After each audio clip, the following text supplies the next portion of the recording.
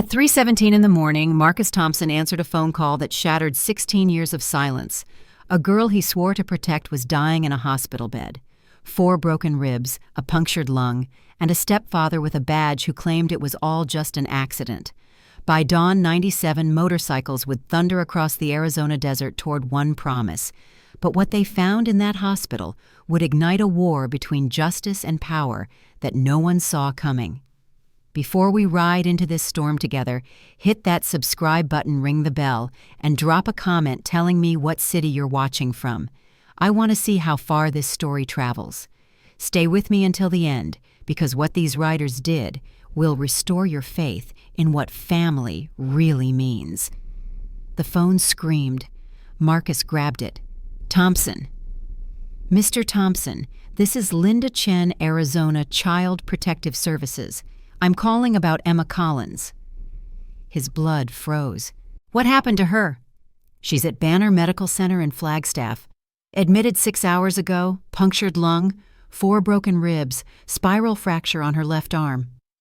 Marcus was already out of bed. Who did this?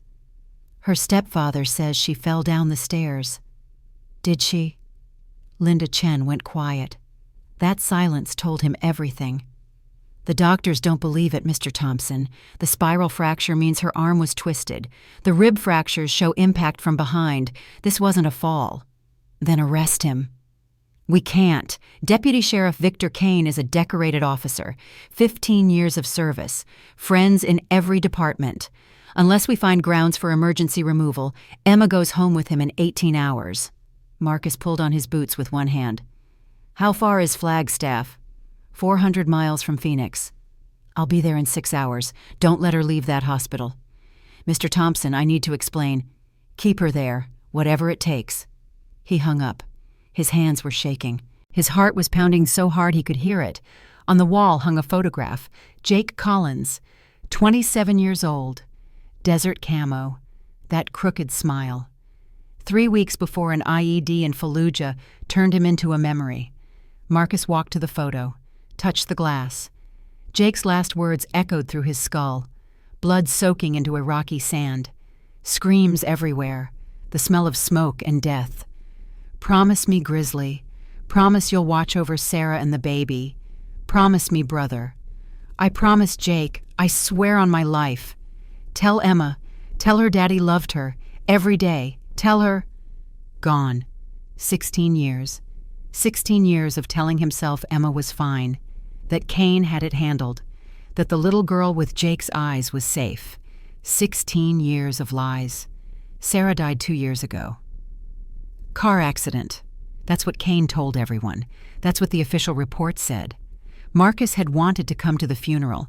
Kane told him to stay away, said Emma needed stability, said she was struggling, and Marcus believed him. Now Sarah was dead. Emma was broken. And the monster who did it wore a badge. Not anymore. He grabbed his phone, dialed. Whoever this is, a deep voice growled, it's 3 in the damn morning. Diesel, it's Grizzly, I need the club. Carlos Rodriguez sat up instantly. What's wrong? Jake Collins' daughter, 14 years old, in the hospital right now. Her stepfather's a cop. He put her there. You're kidding me. They're sending her back to him tomorrow. The hell they are. I need everyone who can ride. Diesel was already moving. Marcus could hear him grabbing keys, pulling on clothes. Where? Flagstaff, 400 miles. Give me 2 hours. I'll have an army. Marcus hung up, dialed again. Marcus. Rosa Vasquez answered on the first ring. 30 years as a trauma nurse. She never slept deeply. What's happening? Jake's daughter, Emma. She's at Banner Medical in Flagstaff, beaten half to death. Oh, God. I'm riding up at dawn. I need you. She's going to need medical eyes. Someone who knows what real abuse looks like. I'm in. What time? 5 a.m. Truck stop on I-17. I'll be there. He made 6 more calls. Every single one answered the same way. David Park, attorney. Emergency custody petition. I'll file within the hour. But Marcus, if Kane has connections, this is going to be ugly. I don't care about ugly. I care about Emma. Samuel Preacher Morrison, 73 years old, founding member of the Iron Brotherhood. Jake Collins, Good man, good soldier. His daughter needs help. She needs everything we've got. Then I'm riding. Who else? Everyone. Good. See you at dawn. By 4:45 a.m., Marcus was geared up. Leather vest, Iron Brotherhood patch, boots worn smooth from 15,000 miles. He walked to his garage. His Harley Road King waited. Black chrome, rebuilt from scrap after Iraq. 19 years of memories. He kicked it to life. One more ride, old girl. One more promise. The truck stop parking lot was chaos by 5:15 a.m. Motorcycles everywhere, engines rumbling, men and women in leather gathering like an army preparing for war. Diesel saw Marcus first, 6'4", beard to his chest, built like a tank. The president's here. Marcus killed his engine, looked around. 50 bikes, 60, 70, more rolling in every minute. Rosa walked over, medical bag on her shoulder. Diesel told us everything. We're ready. Preacher pulled up on his trike. Bad knees kept him off 2 wheels, but nothing kept him off the road. Told you I'd make it. Never doubted you. Liar. Preacher's eyes were hard. 16 years, Marcus. You let that girl slip away. I know. Jake would have had your head. I know that too. Then let's go get her back. Big Tommy Hendricks, high school English teacher, sergeant at arms, called out from his bike. Grizzly, what's the plan? Marcus turned to face them all. More riders still arriving. The rumble of engines shook the ground. We show up, we stand witness, we make sure that hospital knows Emma Collins is not alone. What if cops try to move us? We stay peaceful, but we don't leave. What if they take her anyway? Marcus's voice went cold. Then the whole world watches them do it. A younger rider stepped forward. Brother, I've got kids at home. If this goes sideways, then leave now. No judgment.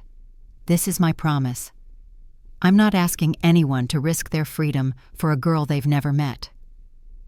The rider looked around, at Diesel, at Preacher, at Rosa. Nah, I'm in. Just wanted to say it out loud. Preacher clapped his shoulder. We're all thinking it. But sometimes you stand up, even when you're scared. Diesel walked to Marcus, lowered his voice. Final count, 97 riders, 3 support vehicles. 97. Everyone who could make it. Marcus's throat tightened. 97 people, dropping everything. Riding 400 miles for a girl they'd never met. Thank you, he said quietly. Don't thank us yet. Thank us when she's safe. At 5:30 a.m., Marcus rode to the front of the formation, looked back at his family. Iron Brotherhood, we ride for Emma. 97 engines roared. The convoy pulled onto I-17 North. 1 hour in, Marcus's phone buzzed. David Park. Tell me something good. Emergency petition filed. Hearing tomorrow, 9 a.m. Judge Patricia Moreno. She fair and tough, doesn't like cops who abuse their authority. That's something. There's a problem. Kane's already lawyered up. Union rep is making calls. They're trying to postpone. Can they? Maybe. Moreno doesn't like delays, but they won't delay anything. Marcus, you need to understand. This is war. Kane has 15 years commendations, friends everywhere. You're a motorcycle club president. They're going to paint you as a criminal. Let them paint whatever they want. We need ammunition, character witnesses, people who can testify to your relationship with Jake. Jake's parents, Carol and Bill Collins. Where are they? Phoenix. I haven't talked to them since Sarah died. Call them, today. We need them in that courtroom. Marcus hung up. His jaw was tight. Jake's parents. He'd let that relationship die, too. Another failure, another broken connection. He'd fix it, all of it. 2 hours in, gas stop. Rosa handed out water bottles. Hydrate, long day ahead. Marcus stood apart, checked his phone. No messages from Linda Chen. Diesel walked over. You good? No. Yeah, didn't think so. What if we get there and they've already released her? What if Kane takes her before we arrive? Then we go to his house. That's crossing a line. I know. Diesel's jaw was set. But I'm not leaving her there. Whatever it takes. Preacher joined them. I knew Jake. Served with his daddy in Vietnam. That family has given enough to this country. We're not letting his little girl suffer. We're going to get her, Marcus said, and we're going to keep her safe. Damn right we are. They mounted up, rolled back onto the highway. 3 hours in. Marcus's phone rang. Linda Chen. Mr. Thompson, where are you?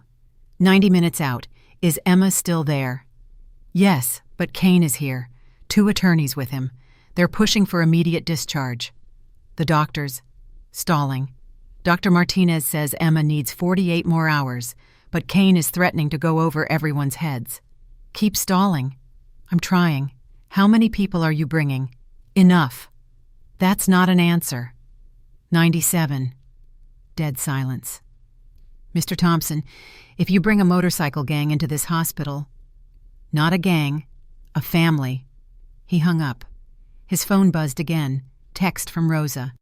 Local news picked up the story. #Ride for Emma, trending in Arizona. Good. Let the whole world watch. Another text. David Park. David. Judge Moreno confirmed. Kane's delay motion denied. She wants to hear this case. Finally. Something going right. 4 hours in. Flagstaff city limits. The convoy rolled through town like thunder. People stopped on sidewalks. Cars pulled over. Someone held up a phone to record. Let them, Marcus thought. Let everyone see. His phone buzzed. Carol Collins. He almost didn't answer, almost let it go to voicemail, but he couldn't run from this anymore. Carol. Marcus. Her voice was older, tired, worn down by grief. David Park called me. He told me everything. I should have called you myself. Yes, you should have. A pause. Is it true about Emma? 4 broken ribs, punctured lung, fractured arm. She's been beaten, Carol, for 2 years. Carol made a sound, half sob, half scream. We tried. After Sarah died, we tried to see her. Victor said she didn't want to talk to us. He said she blamed us somehow. He was lying. He isolated her, cut her off from everyone. That monster. Carol's voice shook. That evil monster. I need you at the hearing tomorrow, 9 a.m. I need you to tell the judge Jake trusted me. We'll be there, Bill and I. We're leaving now. Carol. Marcus hesitated. What really happened to Sarah? Silence. Carol. She called me that night, 2 hours before the accident. She said she found bank statements, hidden accounts, hundreds of thousands of dollars. Carol's voice dropped. She said she was going to take Emma and leave. She said Victor was into something bad. She was scared. Marcus's blood went cold. Did you tell the police? I tried. After the funeral, the detective said there was no evidence of foul play. He said Sarah was drunk. He said grief makes people see conspiracies. She was crying now. They believed Victor. Everyone always believes Victor. Not anymore. I'm going to prove what he did. How? I don't know yet, but I've got people looking, and tomorrow that courtroom is going to hear the truth. Marcus Jake trusted you with his life. Don't let his daughter down. I won't. Not this time. The convoy came down Huntington Boulevard like an army. Marcus led them into the hospital parking lot. One by one, 97 motorcycles arranged themselves in perfect formation. 2 lines, engines off, silence. Marcus dismounted. Diesel, Rosa, and Preacher fell in behind him. He walked toward the entrance. The automatic doors opened. Everything stopped. A nurse dropped her clipboard. Security guards reached for their radios. Visitors turned and stared. Linda Chen appeared, younger than Marcus expected, professional suit. But her eyes were wide. Oh my God. Linda Chen. Yes. I'm Marcus Thompson. Where's Emma? Linda's hands were shaking. 4th floor, room 418, but her stepfather, I know about him. He's here, with attorneys. They're demanding. I don't care what they're demanding. Marcus stepped closer. I need 5 minutes with that girl. 5 minutes to tell her she's not alone. Mr. Thompson, you're not family. Legally. Her father died in my arms. He made me promise to protect her. I've been breaking that promise for 16 years. His voice cracked. I'm not breaking it anymore. Linda stared at him, looked past him at the 97 riders standing silent in the parking lot. 5 minutes, she said. If Kane comes, let him come. They walked to the elevator, doors closed. Why 97 people? Linda asked quietly. Because she needs to know she matters, not just to me, to a whole family. 4th floor, room 418. Linda stopped outside the door. She's been asking for her mother, the trauma. I understand. Be gentle with her. I will. Marcus pushed open the door. She was so small, lost in white sheets, IVs running into her arm, purple bruise spreading across her cheek, left arm in a cast. Breathing shallow, careful. She looked exactly like Jake. Her eyes opened, confused. Who's there? Marcus walked to her bedside, knelt down. Hey, kiddo. Her eyes focused, her brow furrowed, recognition sparked. Uncle Grizzly. His heart shattered. Yeah, Emma, it's me. You're here. I'm here. I'm sorry I took so long. Tears spilled down her cheeks. He said no one would come. He said I was lying. He said nobody cared. He was wrong. He said you forgot about me. Never. Marcus took her hand. I never forgot you. I made mistakes. I should have been here. He hits me. Her voice was small, broken. For 2 years, since Mama died. I know, sweetheart. Nobody believed me. I told my teachers, the school nurse, everybody. But he's a cop, a hero. They said I was making it up. I believe you. Her eyes searched his face, looking for the lie, the betrayal everyone else had shown her. She didn't find it. You do? I do. And I brought people who believe you too. What people? Look outside. He helped her sit up, carefully, watching for pain. She winced, but didn't cry out. She looked toward the window. Her breath stopped. 97 motorcycles, 97 riders standing beside them, silent, waiting. Her hand went to her mouth. Who are they? Your father's family, my family. They rode 400 miles to stand with you. 400 miles? Every single one of them dropped everything. Teachers, nurses, veterans. They didn't know you, but they knew Jake. They knew what he stood for. And when I told them his daughter needed help, not one of them hesitated. She was crying now. Something different from pain. Something like hope.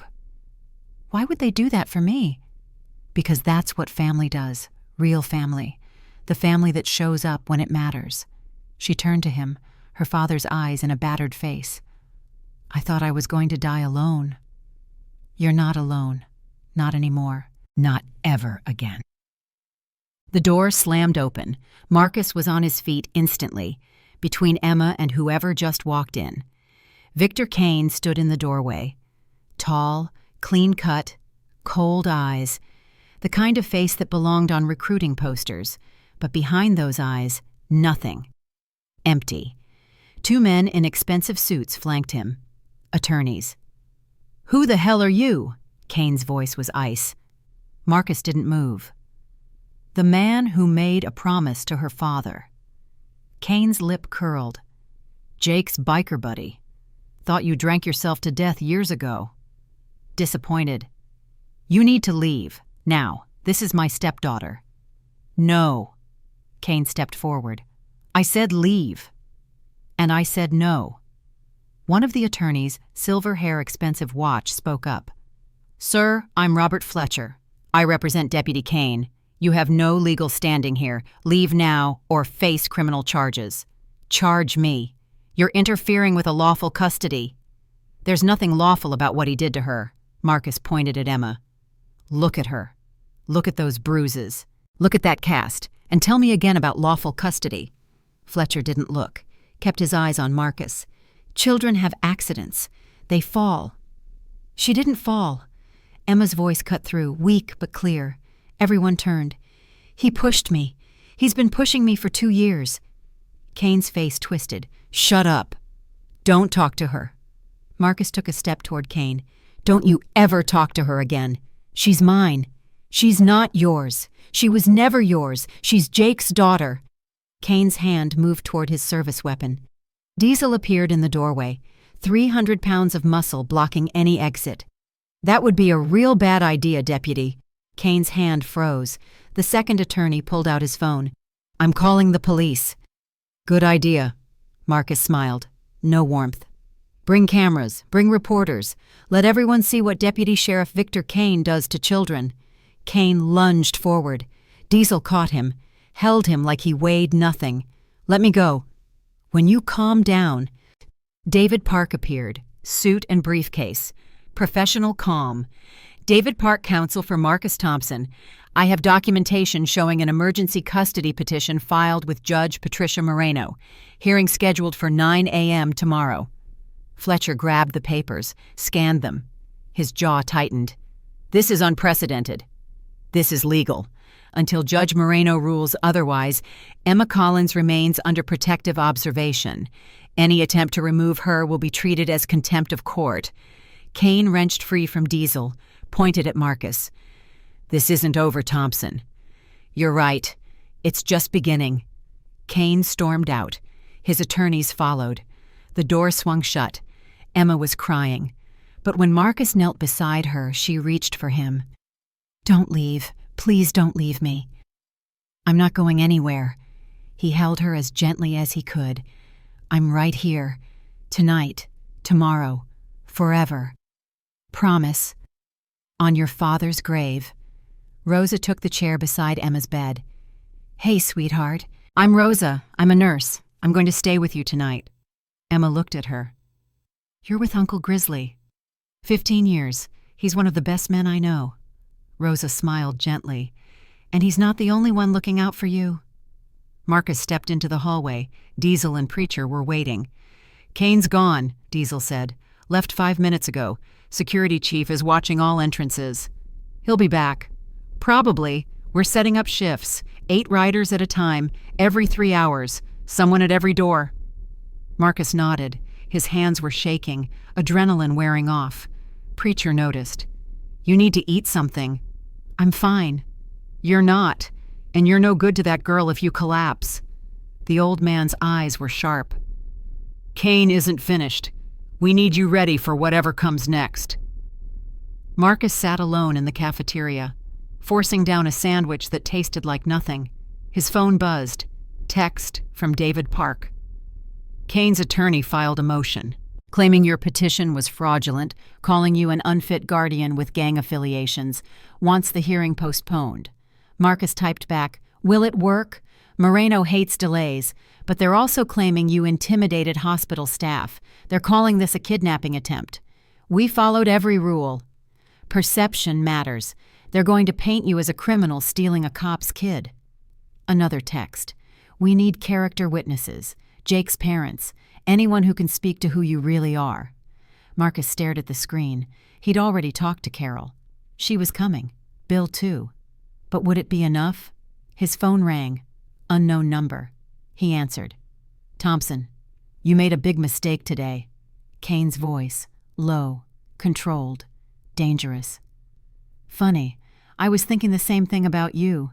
You think you're going to win this. Some bikers and a bleeding heart judge. I think a courtroom full of people is going to hear what you did to that girl. She's lying. The medical records say different. Medical records can be interpreted a lot of ways. So can murder investigations. Silence. What did you say? Sarah didn't crash because she was drunk Kane. We both know that. You don't know anything. I know she called her mother 2 hours before she died. I know she found your hidden bank accounts. I know she was going to leave you and take Emma with her. Kane's breathing changed. Faster. Angrier. You're playing a dangerous game, Thompson. I'm not playing anything. I'm keeping a promise. Promises get people killed. Is that a threat? It's a fact.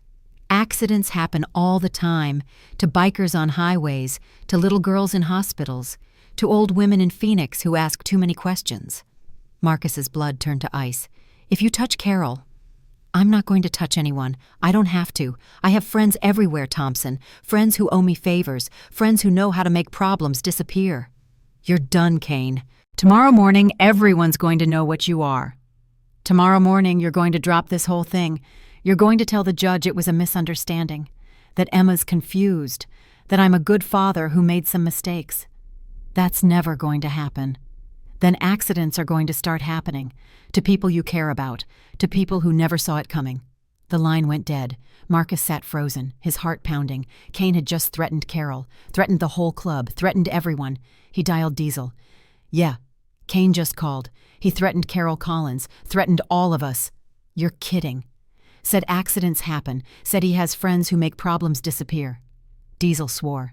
What do you want to do? Get someone to Phoenix, tonight. I want eyes on Carol and Bill until they're safely at that courthouse tomorrow. On it. And Diesel. Yeah. Nobody rides alone tonight. Nobody goes anywhere without backup. Kane's desperate. Desperate men do stupid things.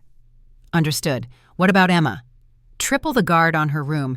If anyone tries to get in who isn't medical staff, stop them. Copy that. Marcus hung up. His hands were still shaking, but not from fear anymore, from rage. He walked back to Emma's room at midnight. Rosa was dozing.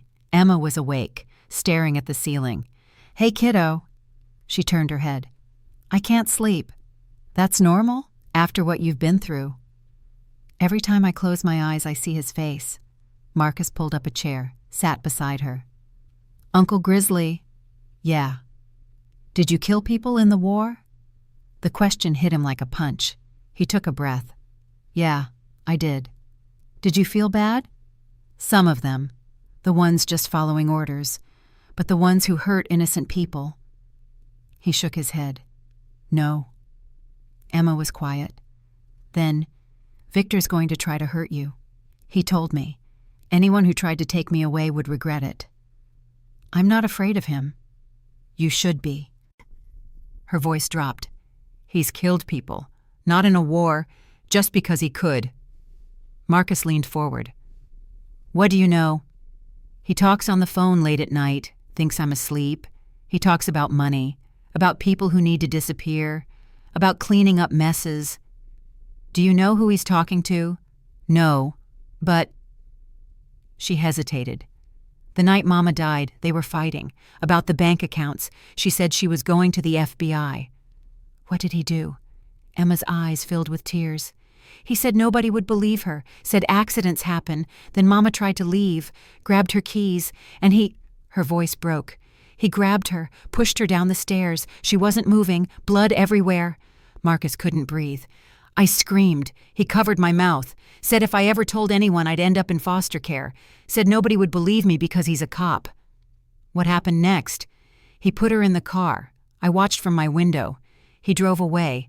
An hour later, he came back in a different car. Said there'd been an accident. Said Mama was drunk.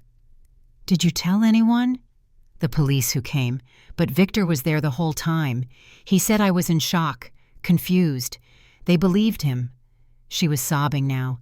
Everyone always believes him. Marcus took her hands. I believe you. Tomorrow a judge is going to believe you. And Victor Kane is never going to hurt anyone again. Promise. He thought of Jake, of the promise made in blood and sand, of all the years he'd failed. On your father's grave, I promise. 3:47 a.m. Marcus was dozing when his phone exploded. Text from Diesel. Kane's back, parking lot, 20 cops in uniform. They're forming a line. Marcus was up instantly. Stay with Emma, he told Rosa. Don't open that door for anyone. He rode the elevator down, walked outside. The scene was surreal.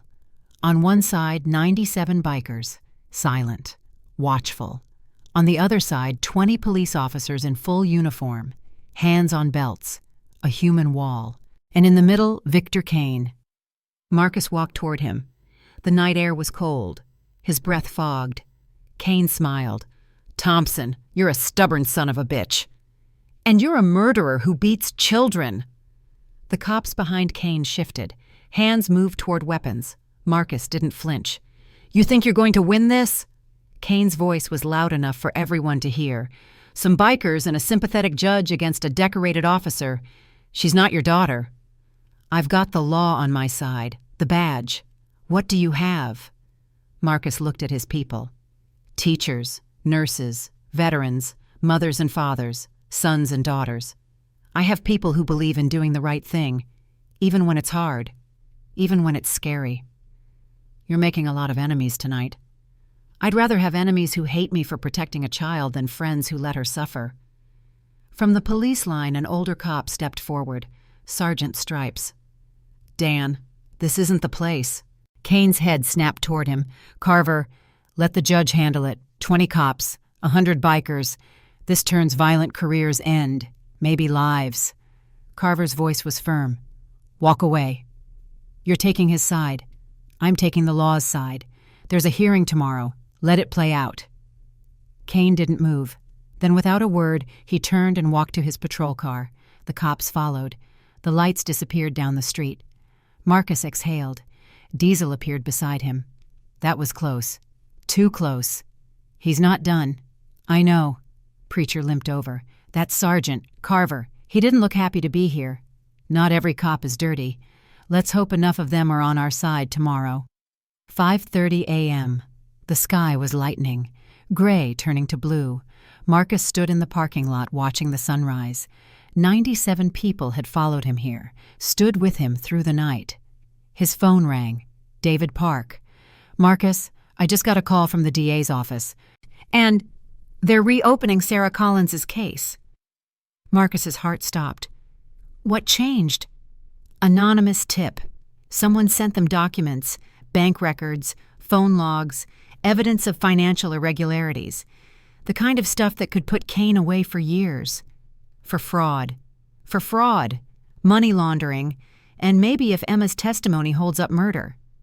Marcus looked up at the hospital. 4th floor. A 14-year-old girl who'd been through hell. It'll hold up. The hearing's in 3 hours. Get Emma ready. I will. And Marcus, yeah. Whatever happens today, you did good. Jake would be proud. Marcus hung up. He thought about Jake, about the promise, about 16 years of failure. Today, it ended. Whatever it took. His phone buzzed one more time. Unknown number. He answered. Silence. Then Kane's voice, barely a whisper. You think you won tonight? The hearing is just the beginning. And Thompson... A pause. Accidents happen all the time. To little girls. To old bikers. To everyone you love. The line went dead. Marcus stared at the phone. Somewhere inside that hospital, Emma was sleeping, trusting him to keep her safe. Somewhere in Phoenix, Carol and Bill were driving through the night to testify. Somewhere in this city, Victor Kane was planning his next move. And in 3 hours, Marcus Thompson would walk into a courtroom and fight for a promise he should have kept 16 years ago. The sun rose over Flagstaff. 97 engines waited. The war was just beginning. 3 hours. Marcus spent them pacing the hospital hallway like a caged animal. Every minute felt like an hour. Every sound made him turn, expecting Kane to burst through the doors with an army. At 7 a.m., Rosa came out of Emma's room. She's awake, asking for you. He walked in. Emma was sitting up, her good hand clutching the bedsheet. I'm scared. I know. What if they don't believe me? What if I have to go back with him? Marcus knelt beside her bed, took her hand. Listen to me. You're going to walk into that courtroom. You're going to tell the truth. And when you're done, everyone in that room is going to know exactly what Victor Kane is. But he's a cop. He's got lawyers. And you've got 97 people who rode 400 miles for you. You've got your grandparents coming. You've got me. He squeezed her hand. You're not alone anymore, Emma. You never will be again. She wiped her eyes. What if I freeze? What if I can't say the words? Then I'll be right there. You look at me. You remember your dad, and you tell the truth. Did my dad ever get scared? Marcus smiled. All the time. But he did the right thing anyway. That's what courage is, being scared and doing it anyway. Emma took a breath, nodded. Okay, I'll try. That's my girl. At 8 a.m. they moved. Diesel had organized the escort. 40 bikes would lead the way to the courthouse. The rest would follow after filling the parking lot, the sidewalks, every inch of space they could legally occupy. Rosa helped Emma into a wheelchair. Hospital policy. Emma hated it, but she was too weak to argue. Marcus pushed her through the lobby, past the nurses who had watched over her all night, past the security guards who had let 97 bikers camp in their parking lot, past Linda Chen, who stood by the door with tears in her eyes. "Good luck," Linda said quietly. "Thank you for everything. Just bring her home safe." Outside, the morning sun was blinding, and there, arranged in perfect formation, were the Iron Brotherhood, 97 riders, standing beside their bikes, silent, waiting. When Emma appeared, something shifted. A ripple went through the crowd, and then one by one they began to clap. Preacher started it, then Diesel, then Rosa, then Big Tommy and Snake, and every single rider in that parking lot. Emma's eyes went wide. "They're clapping. For me. For you. Why?" "Because you survived. Because you're fighting back. Because you're Jake Collins's daughter." She started crying again, but this time she was smiling too. Marcus loaded her into the support van. Rosa climbed in beside her. Diesel mounted his bike and pulled up next to the driver's window. "Courthouse is 20 minutes. We've got scouts ahead. If Kane tries anything on the road, we'll know." "He won't try anything in daylight. Too many witnesses." "You sure about that?" Marcus wasn't sure about anything anymore. "Just get us there." The convoy moved. 20 minutes of tension. 20 minutes of Marcus checking his mirrors, watching for police cars, waiting for something to go wrong. Nothing did.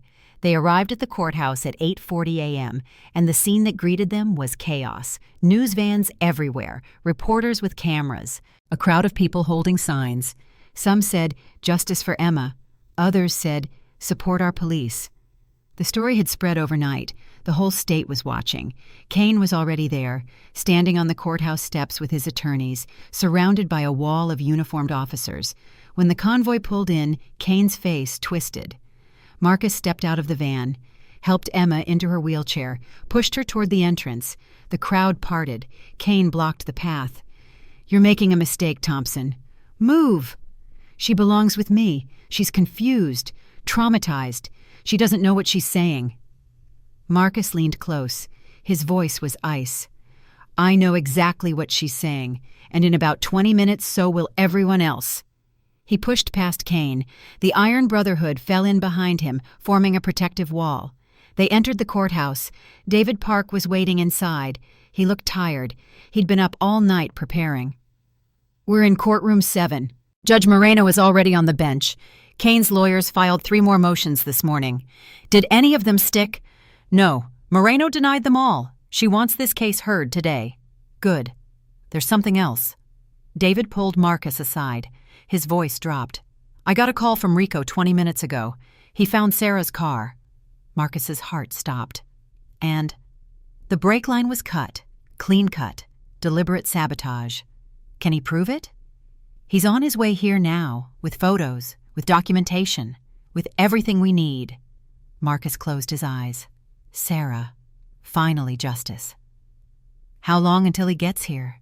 Maybe an hour, maybe less. Can you stall? I can try. But Marcus... David grabbed his arm.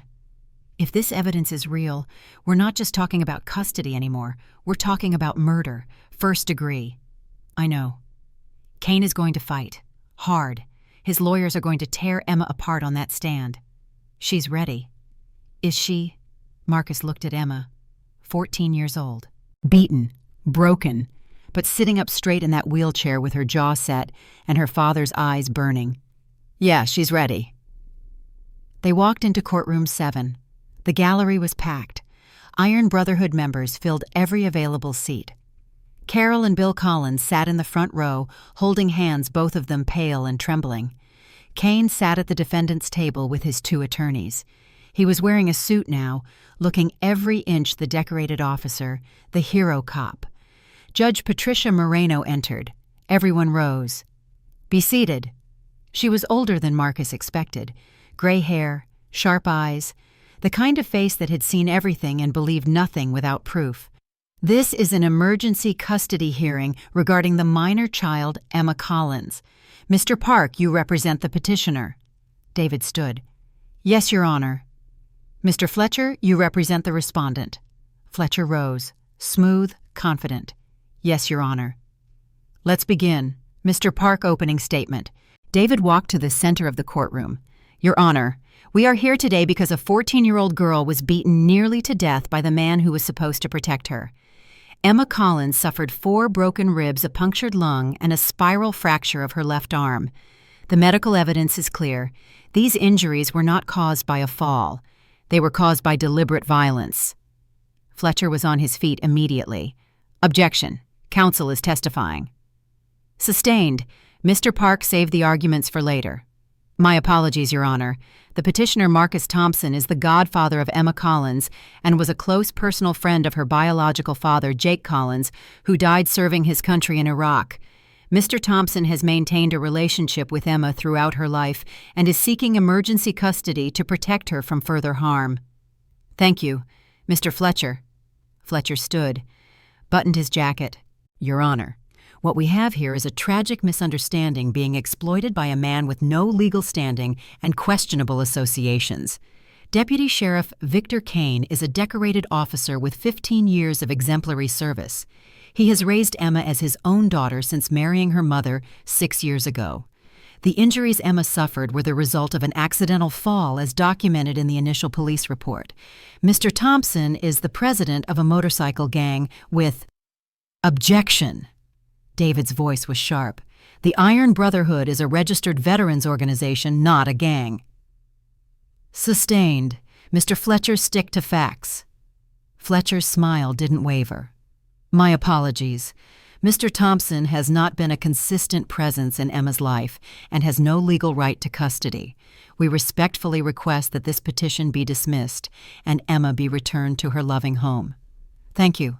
Mr. Park, call your first witness. The petitioner calls Emma Collins. A murmur went through the courtroom. Kane leaned forward, his eyes fixed on Emma. Rosa wheeled Emma to the front, helped her stand. Emma walked slowly to the witness stand, one hand pressed against her ribs. The bailiff held out a Bible. Do you swear to tell the truth, the whole truth, and nothing but the truth? Emma's voice was barely a whisper. I do. Please state your name for the record. Emma Marie Collins. How old are you, Emma? 14. David approached gently. Emma, I know this is difficult. Take your time. Can you tell the court what happened 3 nights ago? Emma swallowed. Her eyes found Marcus in the gallery. He nodded. Victor came home late. He was drinking. He gets mean when he drinks. What happened when he came home? He asked where dinner was. I told him it was cold because he was 3 hours late. He got angry. What did he do?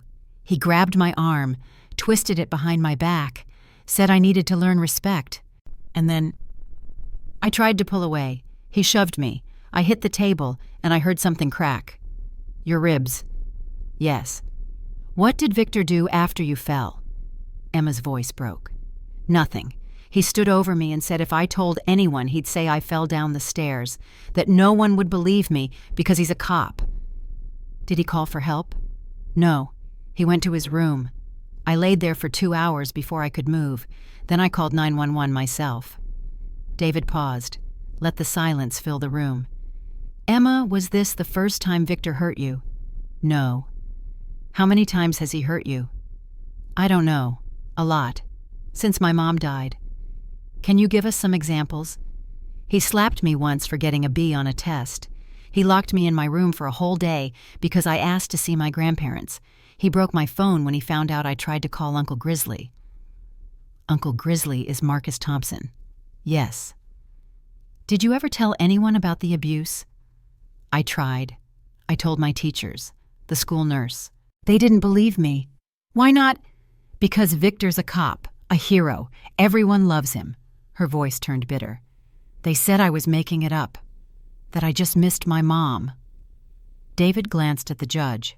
Moreno's face was unreadable. Emma, I need to ask you about your mother, about the night she died. Fletcher shot to his feet. Objection. This is beyond the scope of this hearing. Sarah Collins's death was investigated and ruled accidental. Moreno looked at David. Counsel, where are you going with this? Your Honor, Emma Collins has direct knowledge of events surrounding her mother's death. Her testimony is relevant to establishing the pattern of abuse and the danger she faces if returned to Deputy Kane's custody. I'll allow it, but tread carefully, Mr. Park. David turned back to Emma. Emma, can you tell us what happened the night your mother died? Emma's hands were shaking. Tears rolled down her cheeks. They were fighting about money. Mama found bank statements, hidden accounts. What did she say about the accounts? She said she was going to leave, take me with her. She said she was going to the FBI. What did Victor do? Emma's voice dropped to a whisper. He said no one would believe her. He said accidents happen all the time. And then Mama tried to leave. She grabbed her keys, and he... Emma choked. He grabbed her, pushed her down the stairs. Gasps filled the courtroom. Kane was on his feet. She's lying. She's making this up. Officer Kane, sit down. Moreno's voice cracked like a whip. One more outburst and I'll hold you in contempt. Fletcher pulled Kane back into his seat, whispered urgently in his ear. David continued. Emma, what happened after your mother fell? She wasn't moving. There was blood. I screamed. Victor covered my mouth. He said if I ever told anyone, he'd make sure I ended up in foster care. What did he do next? He carried her to the car, put her in the driver's seat, drove away. How long was he gone? About an hour. When he came back, he was in a different car. He said there'd been an accident, that Mama was drunk and hit a tree. Did you believe him? No, but he said no one would believe me. He's a cop. Everyone believes cops. Did you try to tell anyone? I told the police who came to the house. Victor was there the whole time. He said I was in shock, confused. They believed him. David stepped back. No further questions, Your Honor. Moreno turned to Fletcher. Cross-examination.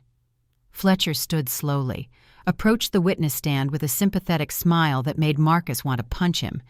Emma, I'm very sorry for everything you've been through. I just have a few questions. Emma said nothing, just stared at him with her father's eyes. You said your mother and Victor were fighting about hidden bank accounts. How did you know what was in those accounts? I heard them fighting. But you were upstairs, behind a closed door. I could still hear. Could you? Or did you piece together what you think you heard? I know what I heard. Emma, you were 12 years old when your mother died. Grieving, traumatized. Isn't it possible your memories are confused? No. Isn't it possible you saw your mother fall accidentally and your young mind created a different story? He pushed her, I saw it. Through a cracked door, from the top of the stairs, in the dark. There was light from the hallway. But your view was limited. You admit that. I saw enough. Fletcher paced, changed tactics. Let's talk about the night you were injured. You said Victor came home drunk. How drunk? I don't know. He smelled like alcohol. 1 drink, 5-10. I don't know. So you can't say for certain how impaired he was. He was mean. That's all I know. Mean. Or enforcing house rules. Fletcher's voice sharpened. You admitted you talked back to him. I just said dinner was cold. And when he asked for respect, you argued. Because he was being unfair. Fair or not, he's the parent. You're the child. Isn't it his job to discipline you? David shot up. Objection. Counsel is blaming the victim. Sustained. Mr. Fletcher, move on. Fletcher smiled. Didn't seem bothered at all. Emma, you fell and broke 3 ribs. But couldn't those injuries have come from falling into the table, from losing your balance during an argument? He pushed me. Or you stumbled. Accidents happen, especially when emotions run high. It wasn't an accident. How can you be sure? Were you watching your footing, or were you focused on arguing? I know the difference between falling and being pushed. Do you? because a traumatized 14-year-old who's lost both parents might see violence where there's only tragedy. Emma's face flushed. I'm not making this up. I'm not saying you are. I'm saying your perception might be clouded by grief. My perception is fine. He hurt me. He's been hurting me for 2 years. And he killed my mother. Fletcher stepped back. No further questions. Moreno looked at Emma with something that might have been compassion. You may step down, Miss Collins. Rosa helped Emma back to her wheelchair. Marcus caught her eye as she passed. She was shaking but holding together. You did good, he mouthed. She tried to smile, couldn't quite manage it. David stood. The petitioner calls Carol Collins. Carol walked to the stand. Her hands were trembling. Bill squeezed her shoulder as she passed. After she was sworn in, David approached. Mrs. Collins, what is your relationship to Emma? I'm her grandmother. Jake Collins was my son. When was the last time you saw Emma before yesterday? 2 years ago, at Sarah's funeral. Why so long? Victor wouldn't let us see her. We called every week. He always had an excuse. She was busy. She was studying. She didn't want to talk to us. Did Emma ever try to contact you? Once. About 6 months after Sarah died. She called from a friend's phone, said she missed us. We were arranging a visit when Victor called back. He was furious, said we were interfering. What happened after that? The calls stopped completely. We tried 3 times to visit. He wouldn't let us in the house. Did you suspect abuse? Carol's voice cracked. I suspected something was wrong, but Victor was a decorated officer. Everyone spoke so highly of him. I thought maybe Lily was just grieving. Mrs. Collins, you mentioned Sarah called you the night she died. Yes, about 2 hours before the accident. What did she say? She said she found bank statements, hidden accounts, hundreds of thousands of dollars. Carol wiped her eyes. She said Victor was into something bad. She was scared. She said she was going to take Emma and leave. Did she say anything else? Yes, she said. Carol's voice broke. She said she was going to call the FBI in the morning. The courtroom erupted. Moreno banged her gavel. Order, order in this court. Fletcher was on his feet. Objection, this is hearsay. It's an excited utterance, Your Honor, a statement made by the victim shortly before her death under stress of the events. Moreno considered. I'll allow it. Continue, Mrs. Collins. That's all she said. 2 hours later, she was dead. Did you tell the police about this call? I tried. After the funeral. The detective said there was no evidence of foul play. He said Sarah was drunk. He said grief makes people see conspiracies. Carol was crying openly now. He was Victor's friend. They all were. No further questions. Fletcher didn't cross-examine. Smart move. Attacking a grieving grandmother would only hurt his case. David checked his phone, looked at Marcus, nodded slightly. Rico was close. Your Honor, the petitioner requests a 30-minute recess. We have additional evidence that is being transported to the courthouse as we speak. Fletcher jumped up. Objection! This is a delaying tactic. The petitioner has had ample time to prepare. What evidence, Mr. Park? Moreno asked. Evidence regarding the death of Sarah Collins. Evidence that directly impacts the safety of Emma Collins. Moreno studied David, then looked at Emma in her wheelchair, at the bruises on her face. I'll grant a 20-minute recess. When we reconvene, Mr. Park, you better have something substantial. Thank you, Your Honor. The bailiff called the recess. People stood, stretched, whispered. Marcus pushed through to David. Where's Rico? 5 minutes out. He's got everything. Photos of the brake line, documentation, expert analysis. Will it hold up? If Moreno lets it in, it could change everything. Kane was across the room, huddled with his lawyers. His face was pale. His hands were shaking. He knew what was coming. Marcus's phone buzzed. Text from Diesel. Kane's making calls. Something's happening. Watch your back. Marcus looked around the courtroom. 2 of Kane's cop friends were moving toward the exit. Another was on his phone talking urgently. Something was wrong. He texted back, "Stay on them. Don't let anyone leave the building." His phone buzzed again. Unknown number. He answered. "Thompson, Kane's voice, low, desperate. This doesn't have to end badly. Too late for that. I'll sign over custody. Walk away. No fight. Emma's yours. Marcus's blood went cold. What's the catch? Drop the investigation into Sarah. Tell the DA you were wrong. Tell them Emma was confused. You want me to help you get away with murder? I want you to think about what happens next. I've got friends, Thompson. Powerful friends. If this goes to trial, things are going to come out. Things that could hurt a lot of people. Are you threatening me? I'm offering you a deal. Take Emma. Raise her. Give her a good life. Just let the rest go. Marcus looked at Emma, at Carol and Bill, at 97 people who had dropped everything to fight for a girl they'd never met. No. Think carefully, Thompson. This is your only chance. I said no. Emma deserves justice. Sarah deserves justice. And you deserve to rot in prison for what you did. Silence. Then, you're going to regret this. The line went dead. David appeared at his shoulder. Rico's here. A man in mechanic's coveralls pushed through the courtroom doors, carrying a laptop, a folder stuffed with papers. Rico Mendez, 22 years as a mechanic, the best eye for sabotage Marcus had ever known. Tell me you've got it, Marcus said. Rico smiled. I've got it. Clean cut on the brake line, 4 to 6 hours before the crash. Someone took a blade to it. Deliberate, premeditated. Can you testify to that? Put me on that stand and watch. The bailiff called the court back to order. Everyone took their seats. Moreno looked at David. Mr. Park, you said you have new evidence. Yes, Your Honor. The petitioner calls in Rico Mendez. Rico walked to the stand, was sworn in.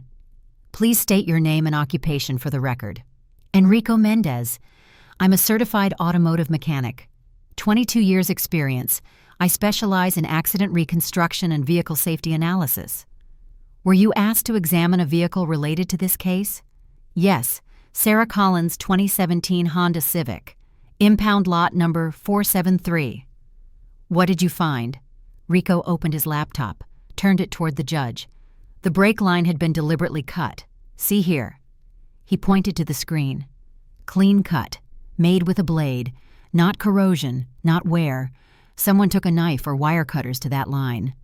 Moreno leaned forward. You're certain this was deliberate? 100%, Your Honor. I've been doing this for 22 years. I know the difference between mechanical failure and sabotage. This was sabotage. What would happen to a vehicle with a cut brake line? After a few miles of driving, the hydraulic fluid would leak out completely. The driver would have no braking power. At highway speeds, that's fatal. How long before the crash would this cut have been made? Based on the corrosion patterns and fluid residue, I'd estimate 4 to 6 hours. David stepped forward. So whoever cut that line knew Sarah Collins would be driving that evening. Objection, Fletcher shouted. Speculation. Sustained. Mr. Park, stick to facts. No further questions. Fletcher stood slowly. His confident smile was gone. Mr. Mendez, you said the brake line was cut. Can you tell us who cut it? No.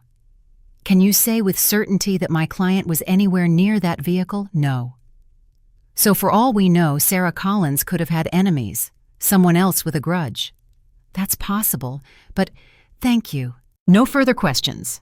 Rico stepped down. But the damage was done. Marcus could see it in Moreno's face. In the way she looked at Kane, she believed it. David stood.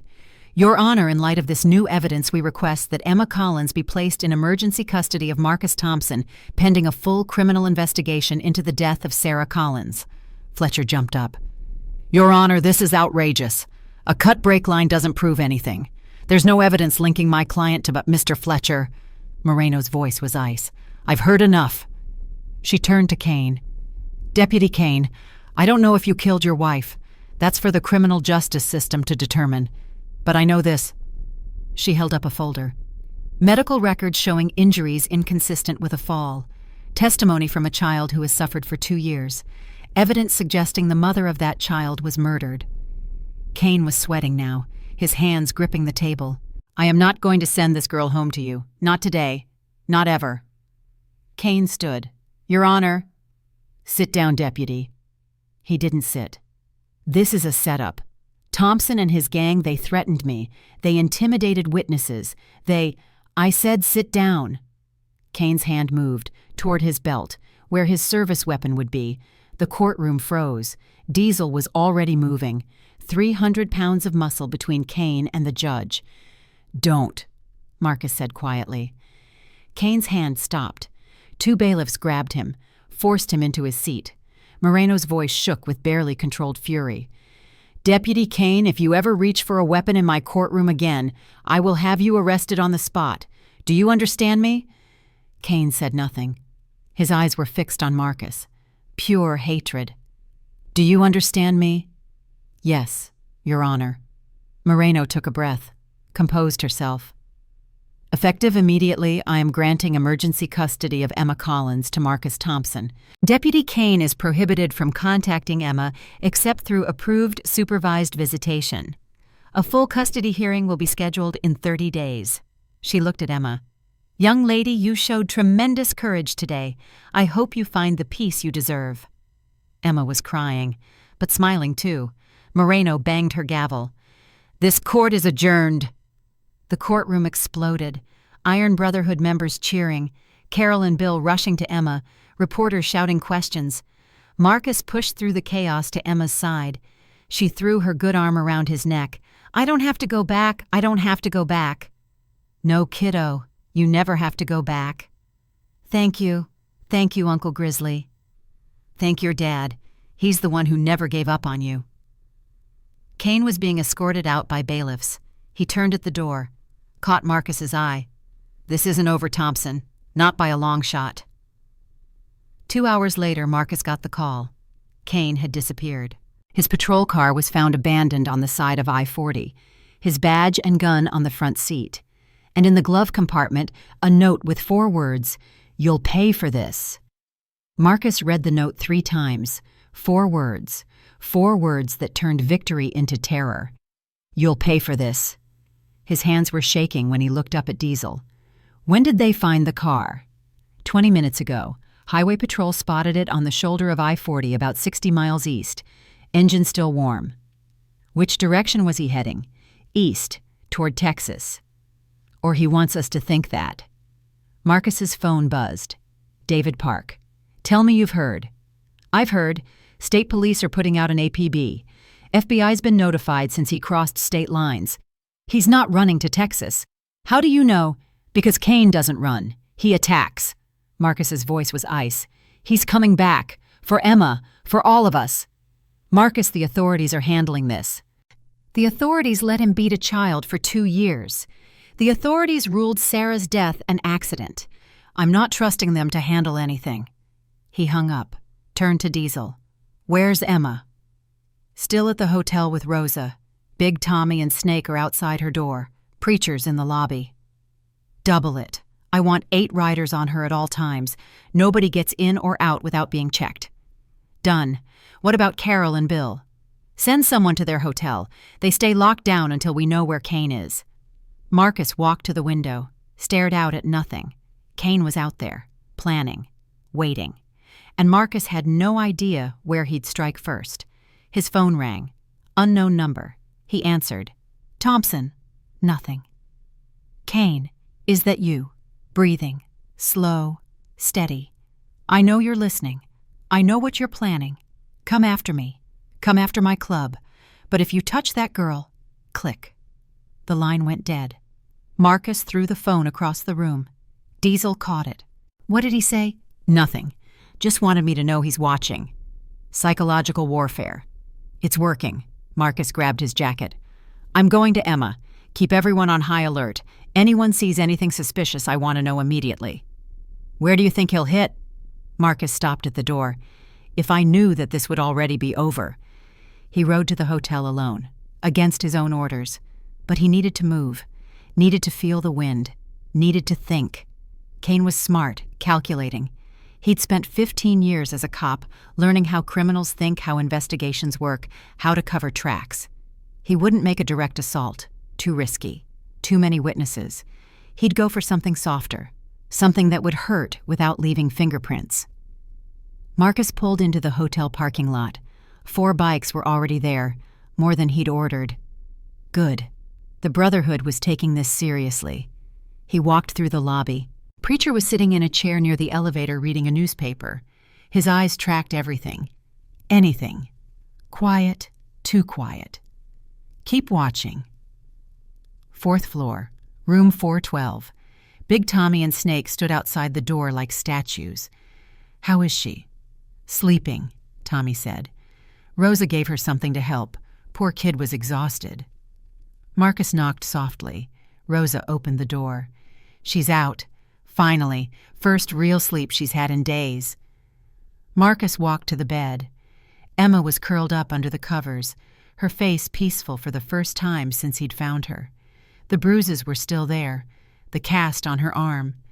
But in sleep she looked almost normal, almost safe. "We need to move her," Marcus said quietly. Rosa's eyes widened. "Move her. She just got released from the hospital. She needs rest. Kane's gone, disappeared, left a note threatening all of us. Oh, God. He knows where we are. This hotel isn't secure. We need somewhere he can't find." Where Marcus had been thinking about that the whole ride over. My place in Phoenix, gated community, security cameras, only one way in or out. That's 400 miles. I know, but it's the only place I can control. Rosa looked at Emma, back at Marcus. "She's not strong enough for a 400-mile ride. We'll take the van, stop as often as she needs, but we can't stay here." His phone buzzed. "Diesel. We've got a problem." Marcus's blood went cold. "What?" "Someone slashed the tires on 3 of our bikes in the parking lot while we were all inside. When had to be in the last hour. Nobody saw anything.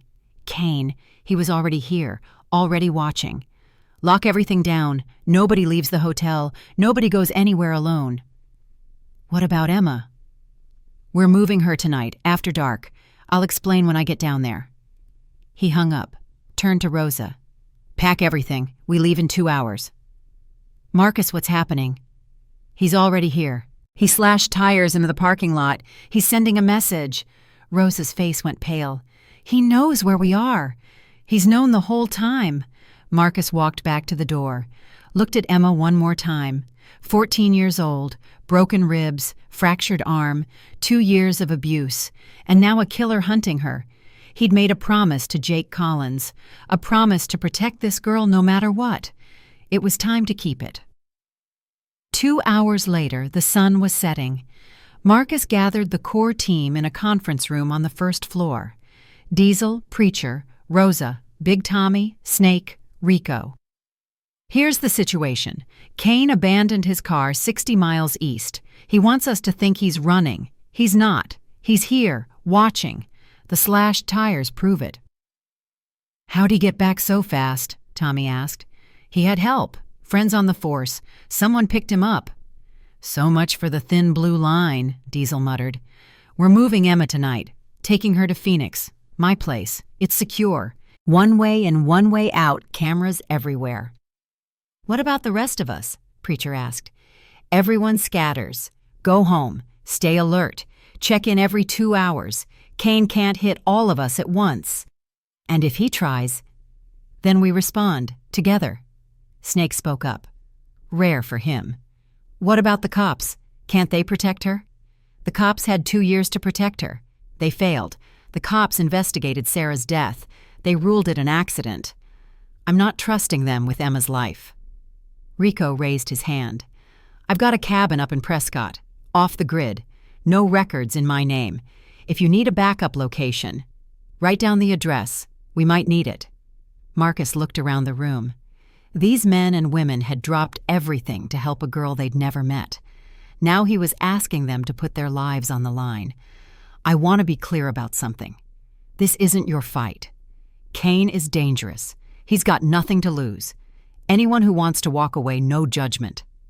Nobody moved. Diesel snorted. "You really think we'd bail now?" "I had to ask." "Ask something smarter next time." Marcus almost smiled. Almost. "We move in 30 minutes. Rosa, get Emma ready. Diesel, you're driving the van. I'll ride escort with Tommy and Snake. Everyone else scatter and stay low." "What about Carol and Bill?" Rosa asked. "They're flying back to Phoenix tonight. I've got someone meeting them at the airport." "And if Kane intercepts them?" Marcus's jaw tightened. "He won't. I've got 3 riders at their hotel right now. They'll escort them straight to the terminal." The meeting broke up. People moved with purpose. No panic, no fear, just determination. This was what family looked like. Real family. Marcus walked back upstairs, knocked on Emma's door. Rosa opened it. Emma was awake now, sitting on the edge of the bed. "Uncle Grizzly, what's happening?" He knelt in front of her, took her hands. "We need to move you somewhere safer, tonight." "Why? What's wrong?" Victor ran. "But he didn't run far. He's watching us. We need to go somewhere he can't find you." Emma's face crumpled. "He's coming for me, isn't he?" "He's trying, but he's not going to get you, I promise." "You keep promising. What if you can't keep them?" The question hit Marcus like a punch, because she was right. What if he couldn't? "Your dad made me promise to protect you. I've been breaking that promise for 16 years, but I'm not breaking it anymore. Whatever it takes, Emma, whatever it costs, you're going to be safe." "What if he hurts someone else? What if he hurts you?" "Then I'll deal with it. That's my job. Your job is to stay strong. Can you do that?" She wiped her eyes, nodded. "That's my girl. Now let's get you out of here." 30 minutes later, they moved. The van pulled out of the parking lot first, Diesel driving, Rosa and Emma in the back, windows tinted, lights off until they hit the main road. Marcus followed on his bike, Tommy on his left, Snake on his right. 3 more riders behind them. The convoy headed south toward Phoenix. For the first hour, everything was quiet. Highway stretched ahead of them, empty and dark.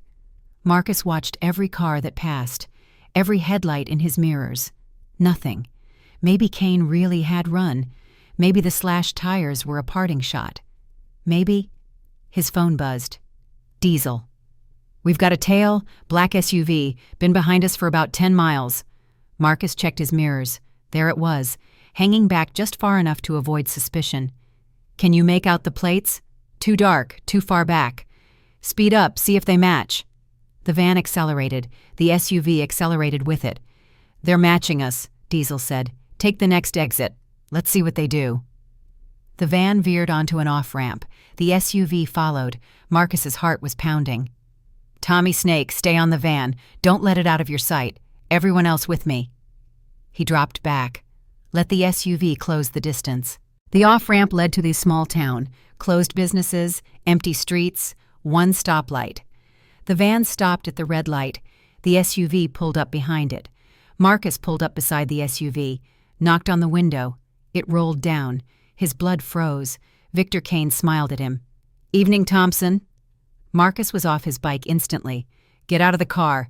"Easy there. I'm just out for a drive." "Get out of the car now." Kane's smile didn't waver. "What are you going to do? Attack a law enforcement officer in the middle of the street? You're not law enforcement anymore. You're a fugitive." "Am I? Last I checked, I haven't been charged with anything. Just a decorated deputy taking some personal time." "You left your badge and gun. You left a threatening note." "Did I? I don't recall that." Marcus wanted to drag him through the window, beat him until he stopped smiling. But there were cameras everywhere, witnesses. Kane knew exactly what he was doing. "Stay away from Emma." "Emma! My stepdaughter. The confused little girl who made up stories about me." Kane shook his head. "She needs help, Thompson. Professional help, not some biker gang filling her head with nonsense. I'm warning you. No, I'm warning you." Kane's smile vanished. "You took something that belongs to me. You humiliated me in front of the whole state. You think I'm going to let that go? Touch her and I'll kill you." Threats from a man with a criminal record and questionable associations. Kane's eyes were dead, empty. "You're in over your head, Thompson. Way over." The light turned green. Kane hit the gas. The SUV roared forward, cutting off the van, then speeding away into the darkness. Marcus stood frozen in the street.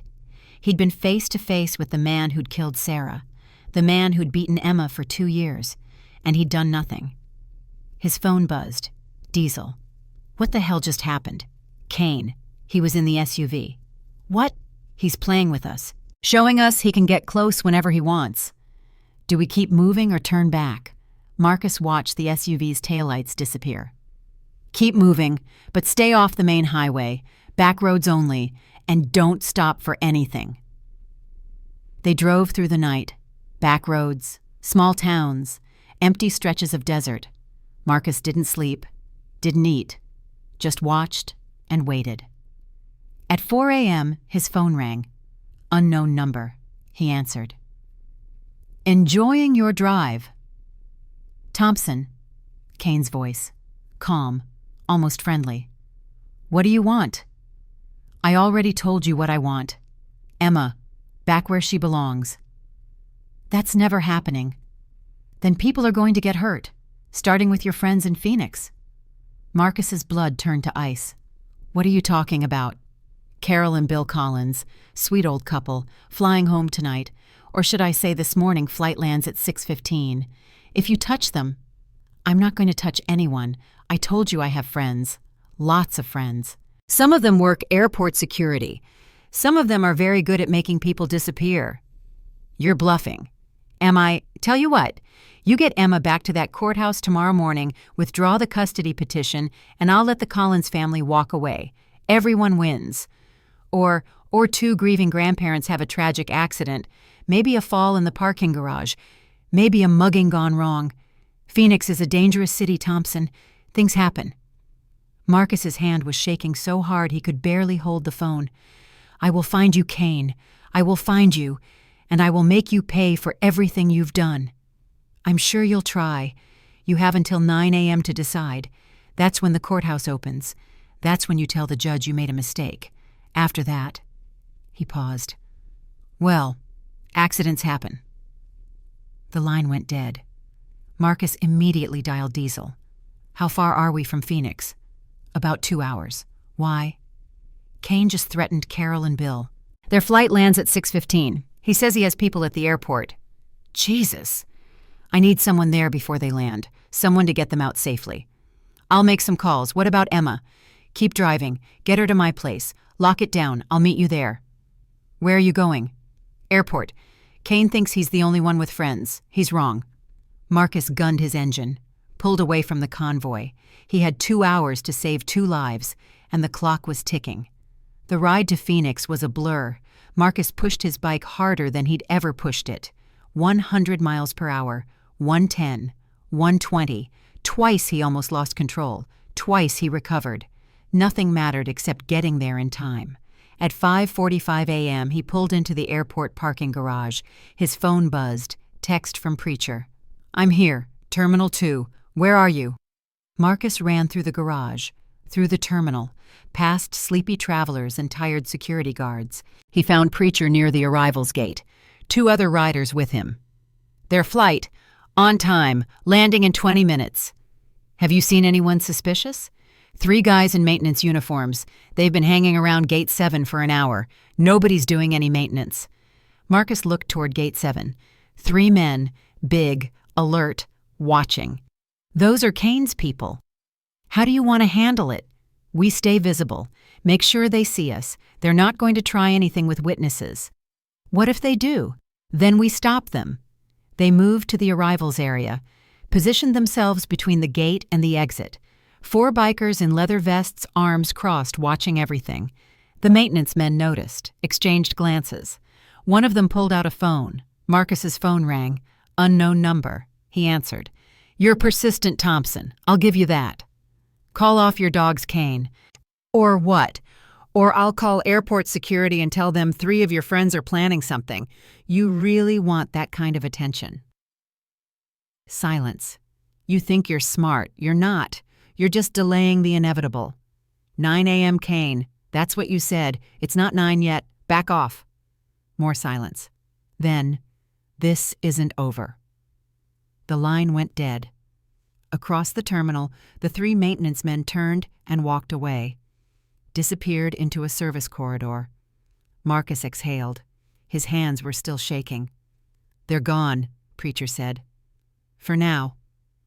15 minutes later, Carol and Bill Collins walked through the arrivals gate. Carol saw Marcus first. Her face crumpled with relief. "Oh, thank God. Thank God you're here. Are you okay? Did anyone approach you?" "No. The flight was normal. What's happening? Why are you here?" "Kane. He's been following us. He threatened to come after you." Bill's face hardened. "That bastard. You're safe now. We're taking you straight to my place. Emma's already there." "Emma. How is she?" "Scared, tired, but safe." They walked to the parking garage. 4 bikers surrounding the elderly couple like a protective wall. No one followed them. No one tried anything. But Marcus knew this wasn't over. Kane was testing them, probing their defenses, looking for weaknesses. Sooner or later, he'd find one. They arrived at Marcus's house at 8 a.m. It wasn't much, a small place in a gated community on the outskirts of Phoenix. But it had good security, cameras on every corner, one road in, one road out. The van was already there, Diesel standing guard outside. "Any problems?" "None. She's inside with Rosa." Marcus walked through the front door. Emma was sitting on the couch wrapped in a blanket. She looked up when he came in. "Uncle Grizzly, you made it." "I made it." "Is he still out there?" "Yeah, but he can't get to you here, I promise." Carol and Bill rushed to Emma, hugged her carefully, mindful of her injuries. "Oh, sweetheart. Oh, my baby girl. Grandma, Grandpa." Emma started crying. "I missed you so much." "We're here now. We're not leaving." Marcus stepped back, watched the reunion. 3 generations of the Collins family brought together by tragedy. Jake would have wanted this. Jake would have been proud. His phone buzzed. Text from David Park. "Kane just called the DA's office. He's offering to turn himself in. Wants a deal." Marcus typed back, "What kind of deal?" "Testimony against his partners in exchange for reduced charges. Says he has evidence of corruption going all the way to the top." "Do they believe him?" "They're listening. Meeting scheduled for noon." Marcus stared at the screen. Kane was playing another angle, trying to save himself by selling out everyone else. Maybe it would work. Maybe it wouldn't. But either way, Emma was never going back to him. That was the only thing that mattered. His phone rang. Unknown number. He almost didn't answer. But something made him pick up. "Thompson. Change of plans." Kane's voice. Different now. Desperate. "The deal's off." "What deal?" "All of it. The DA, the testimony, everything." "What are you talking about?"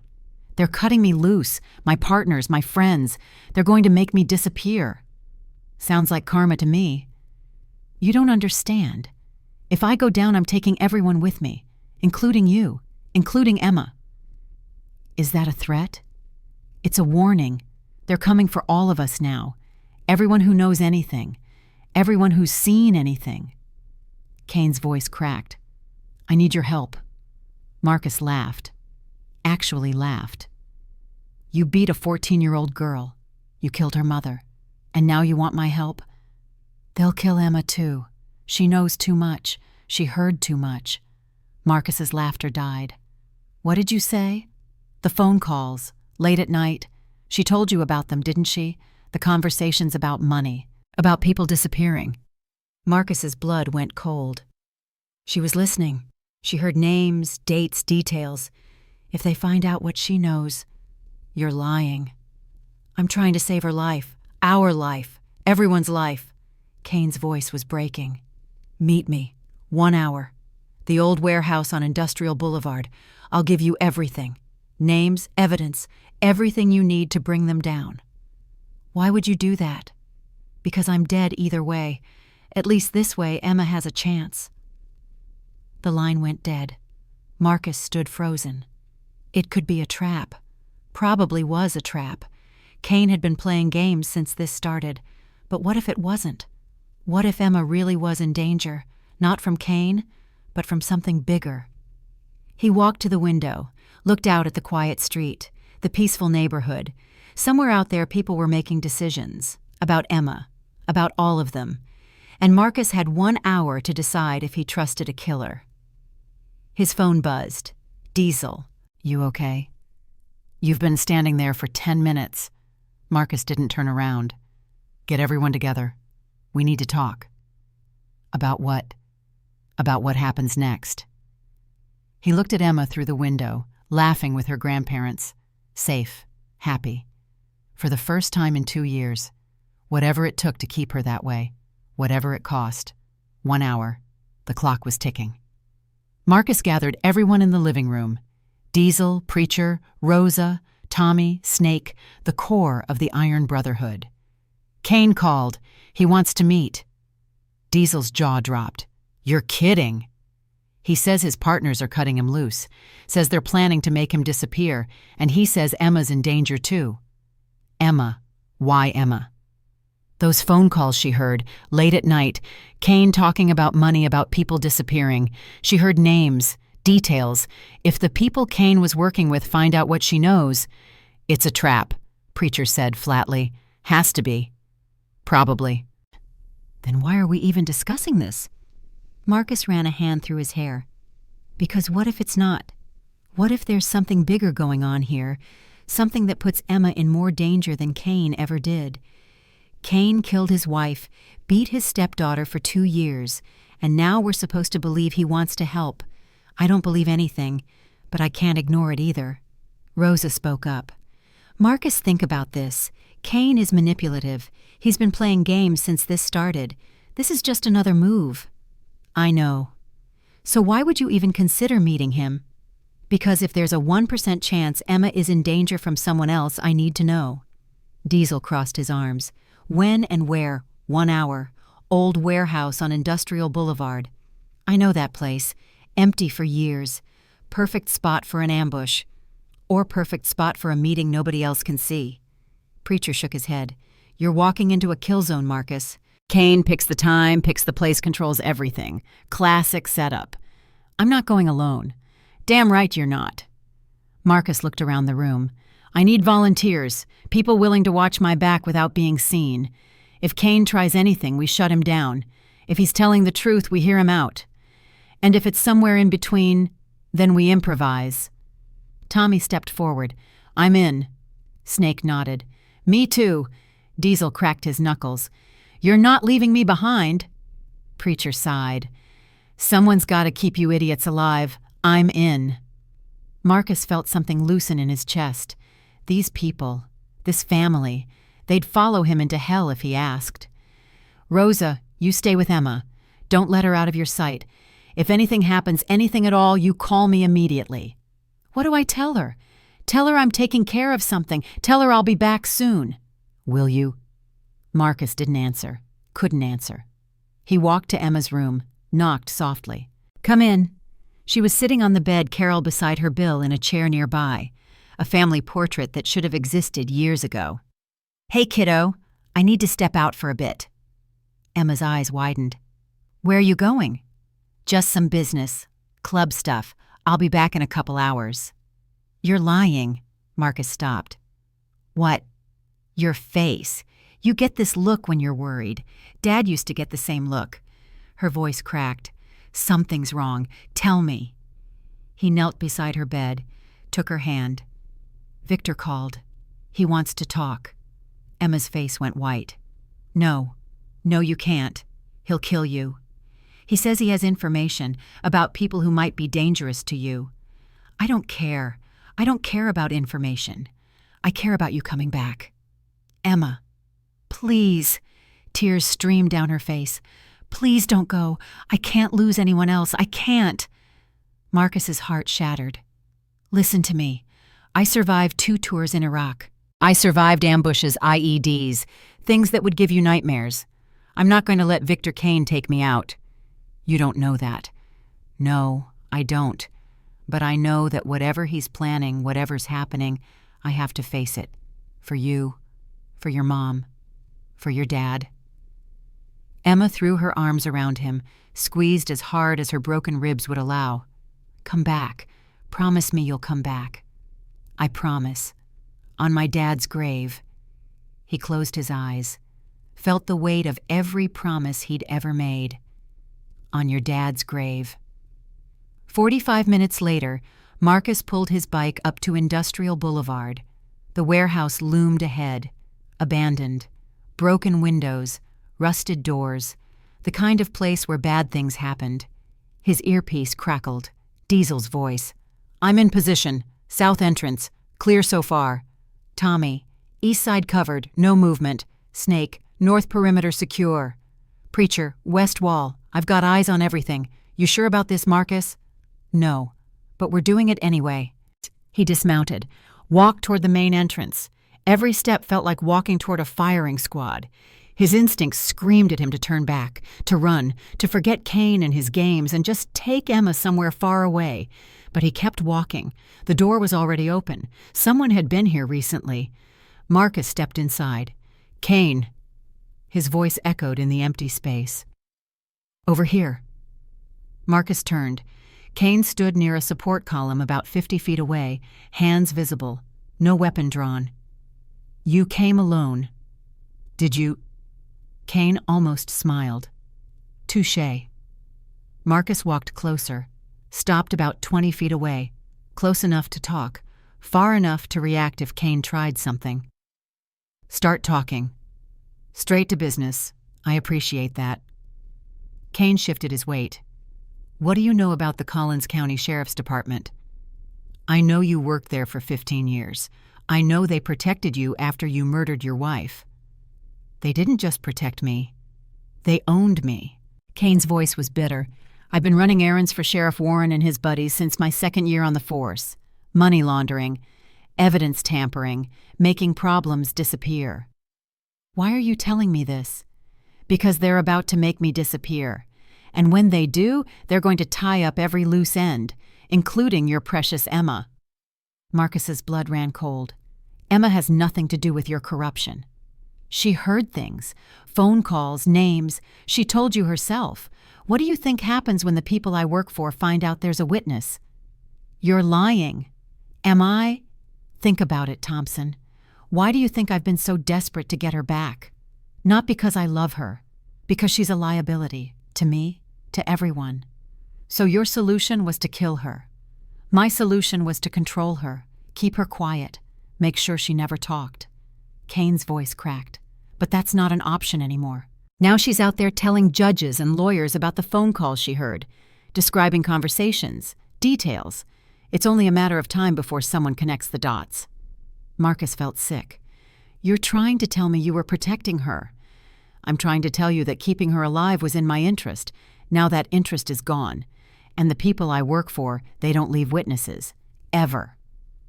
"Who are these people?" "Sheriff Warren, D.A. Mitchell, half the county government." Kane laughed bitterly. "You think I'm the monster, I'm just the errand boy. The real monsters wear suits and give speeches about law and order." "Prove it." Kane reached into his jacket. Marcus's hand went to his waistband. "Slow. Easy. I'm just getting documents." Kane pulled out a flash drive, held it up. "Everything is on here. Names, dates, bank records, enough to bring down the whole operation." "Why would you give that to me?" "Because I'm dead either way. They're coming for me. Tonight. Tomorrow. Soon." Kane's eyes were haunted. "At least this way maybe something good comes out of all the bad I've done." "You expect me to believe you've grown a conscience?" "No. I expect you to believe I want revenge. They used me. They're throwing me away. And I want to watch them burn." Marcus stared at Kane, trying to read him, trying to separate the truth from the lies. "What about Sarah? You killed her for this." Kane's face twisted. "Sarah found the bank accounts, started asking questions. I begged her to let it go, told her she didn't understand what she was dealing with, but she wouldn't stop. She was going to call the FBI.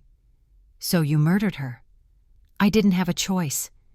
They would have killed all of us, me, Sarah, Emma, everyone." Kane's voice broke. "I thought if I made it look like an accident, if I kept Emma quiet, we'd be safe. I was wrong. You're a coward, a murderer and a coward." "Yes, I am." Kane held out the flash drive. "But I'm also the only chance you have to keep Emma alive." Marcus didn't move. "Take it, Thompson. Take it and run. Get Emma as far away from here as possible. Then release everything to the press. Let the FBI sort it out.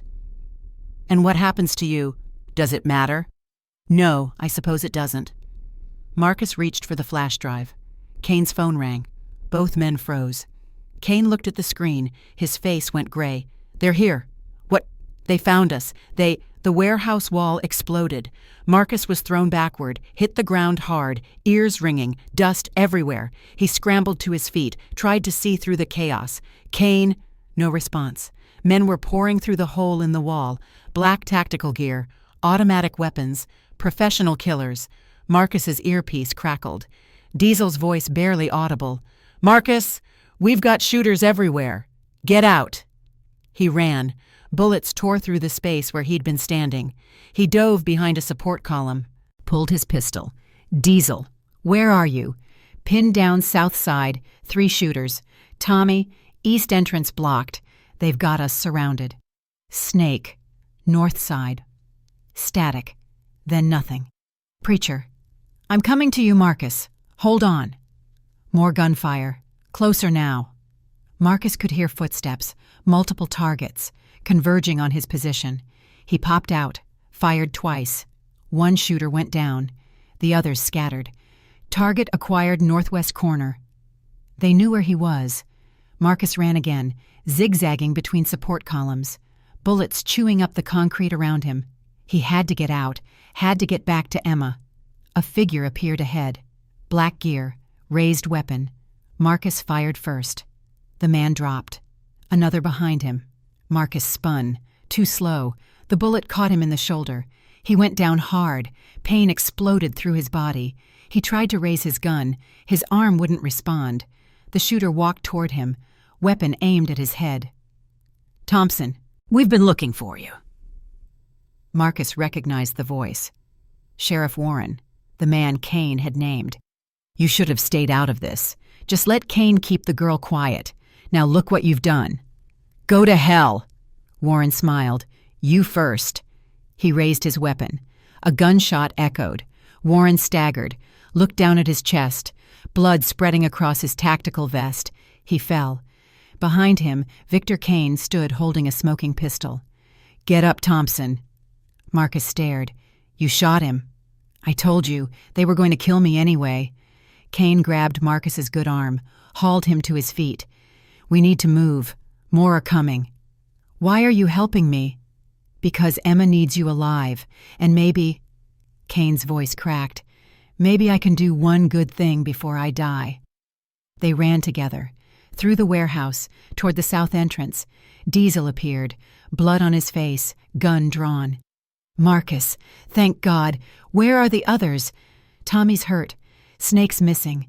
Preacher's holding the east side. We need to go, now!" More gunfire behind them. The shooters had regrouped. They burst through the south entrance. Bikes were waiting. Diesel half-carried Marcus to his. "Can you ride? I'll manage." "What about him?"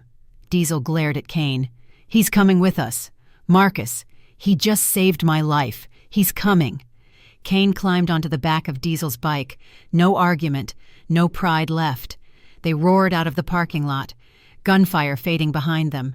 Marcus's shoulders screamed with every bump. Blood soaked through his shirt. But he kept riding. 15 minutes later, they pulled into a strip mall parking lot, stopped behind a closed auto parts store. Marcus nearly fell off his bike. Rosa was there, somehow. She caught him. Oh, God, Marcus." "I'm okay." "You're shot." "I noticed." She ripped open his shirt, examined the wound. "Through and through, missed the bone. You're lucky." "Don't feel lucky." She pulled a first aid kit from the van, started working. Diesel stood over Kane, gun drawn. "Give me one reason not to kill you right now." Kane didn't flinch. "I don't have one." "Diesel." Marcus's voice was weak. "He's got information. Names, evidence, everything we need to finish this. He killed Sarah." "I know." "He beat Emma for 2 years." "I know that too." Marcus pushed himself to sitting. "And when this is over, he's going to face justice for all of it. But right now, we need what he knows." Kane held out the flash drive, still in his hand, somehow. "Everything's on here. Sheriff Warren, D.A. Mitchell, judges, cops, the whole rotten system." Diesel grabbed the drive. "If this is fake, It's not. If you're playing us, I'm not. Kane looked at Marcus. I'm tired, Thompson. Tired of running. Tired of lying. Tired of watching everything I touch turn to poison. His voice broke. Just get Emma somewhere safe. That's all I ask. Marcus's phone rang. His blood froze. Rosa. But Rosa was standing right in front of him. He answered. Hello? Uncle Grizzly? Emma's voice, terrified. Emma, what's wrong? Where's... They came. Men with guns. They took Grandma and Grandpa. They said if you don't bring Victor, they'll kill them. Marcus couldn't breathe. Couldn't think. Emma, where are you? I hid. Under the bed. They didn't find me. But they have Grandma and Grandpa. They have... The line cut out. Marcus screamed. Diesel grabbed him. What happened? They have Carol and Bill, at my house. They want Kane. Kane's face went white. How did they find your place? Doesn't matter. What matters is they have hostages.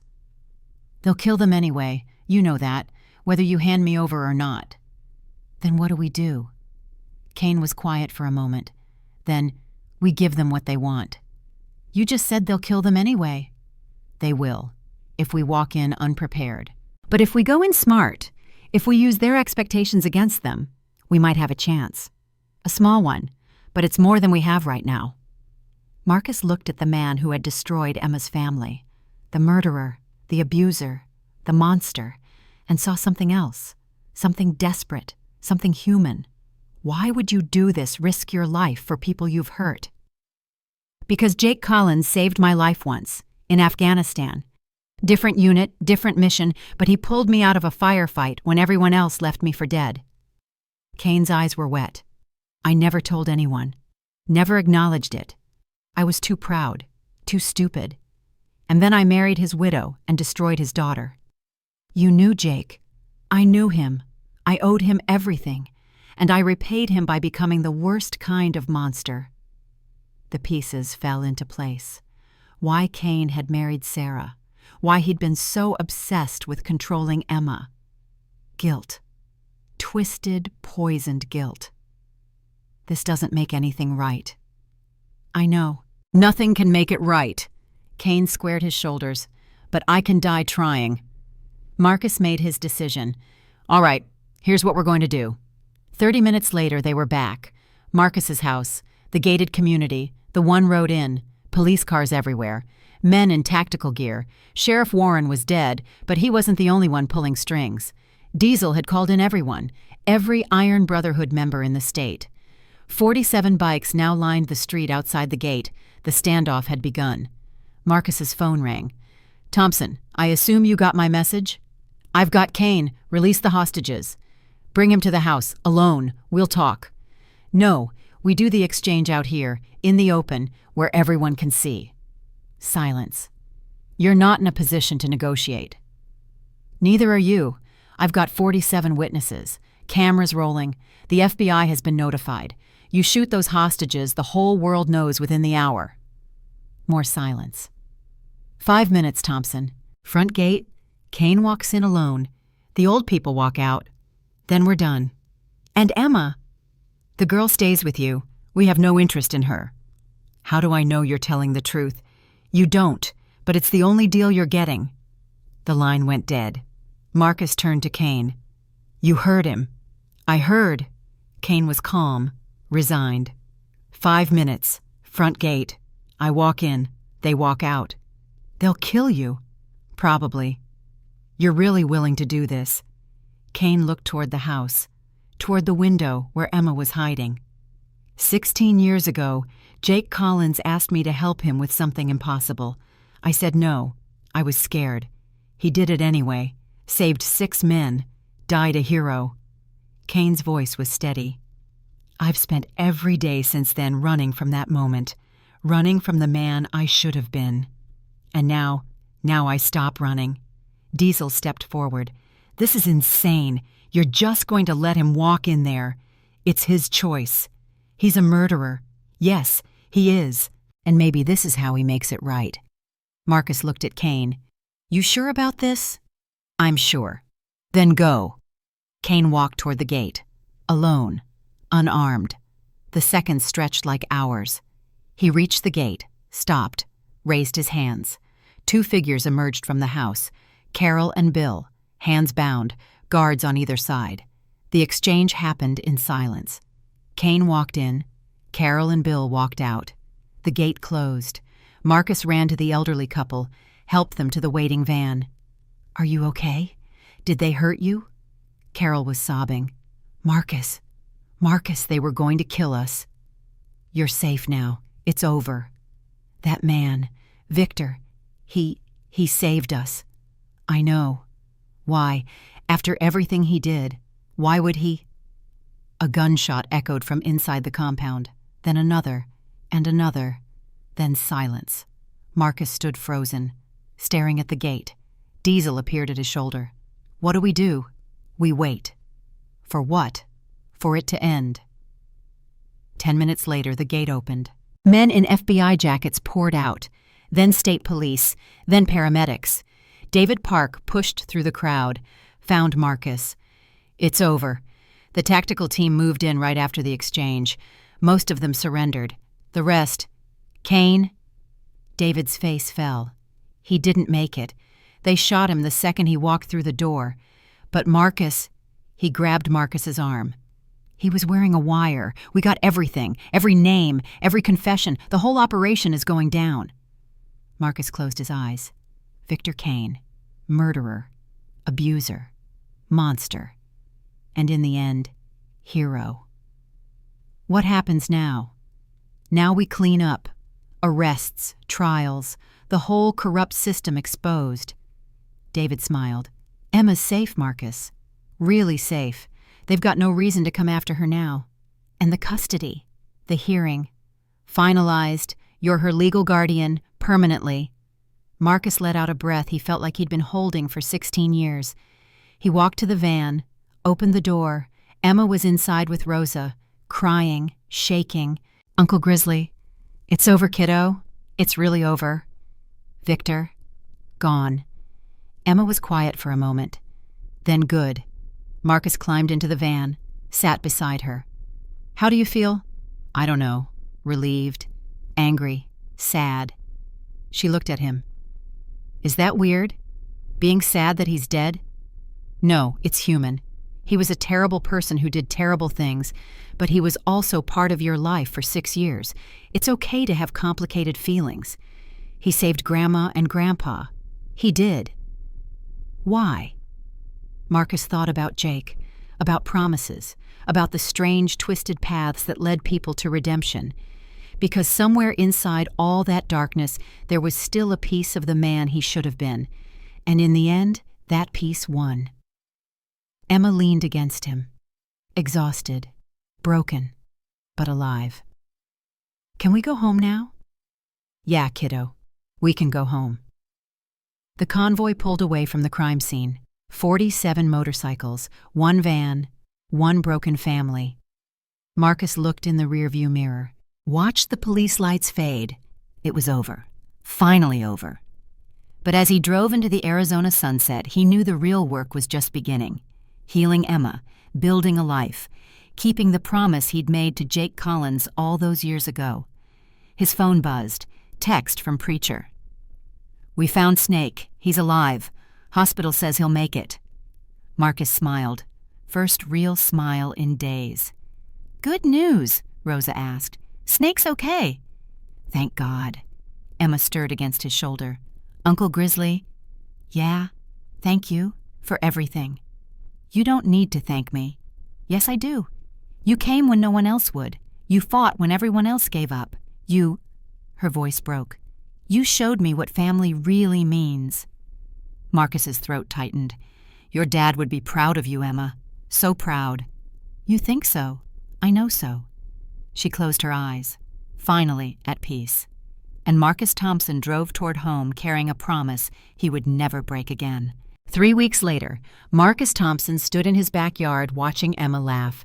She was playing with Diesel's dog, a massive German shepherd named Tank, who had taken an immediate liking to her. The bruises on her face had faded to yellow. The cast on her arm was covered in signatures from every member of the Iron Brotherhood. She was healing. They all were.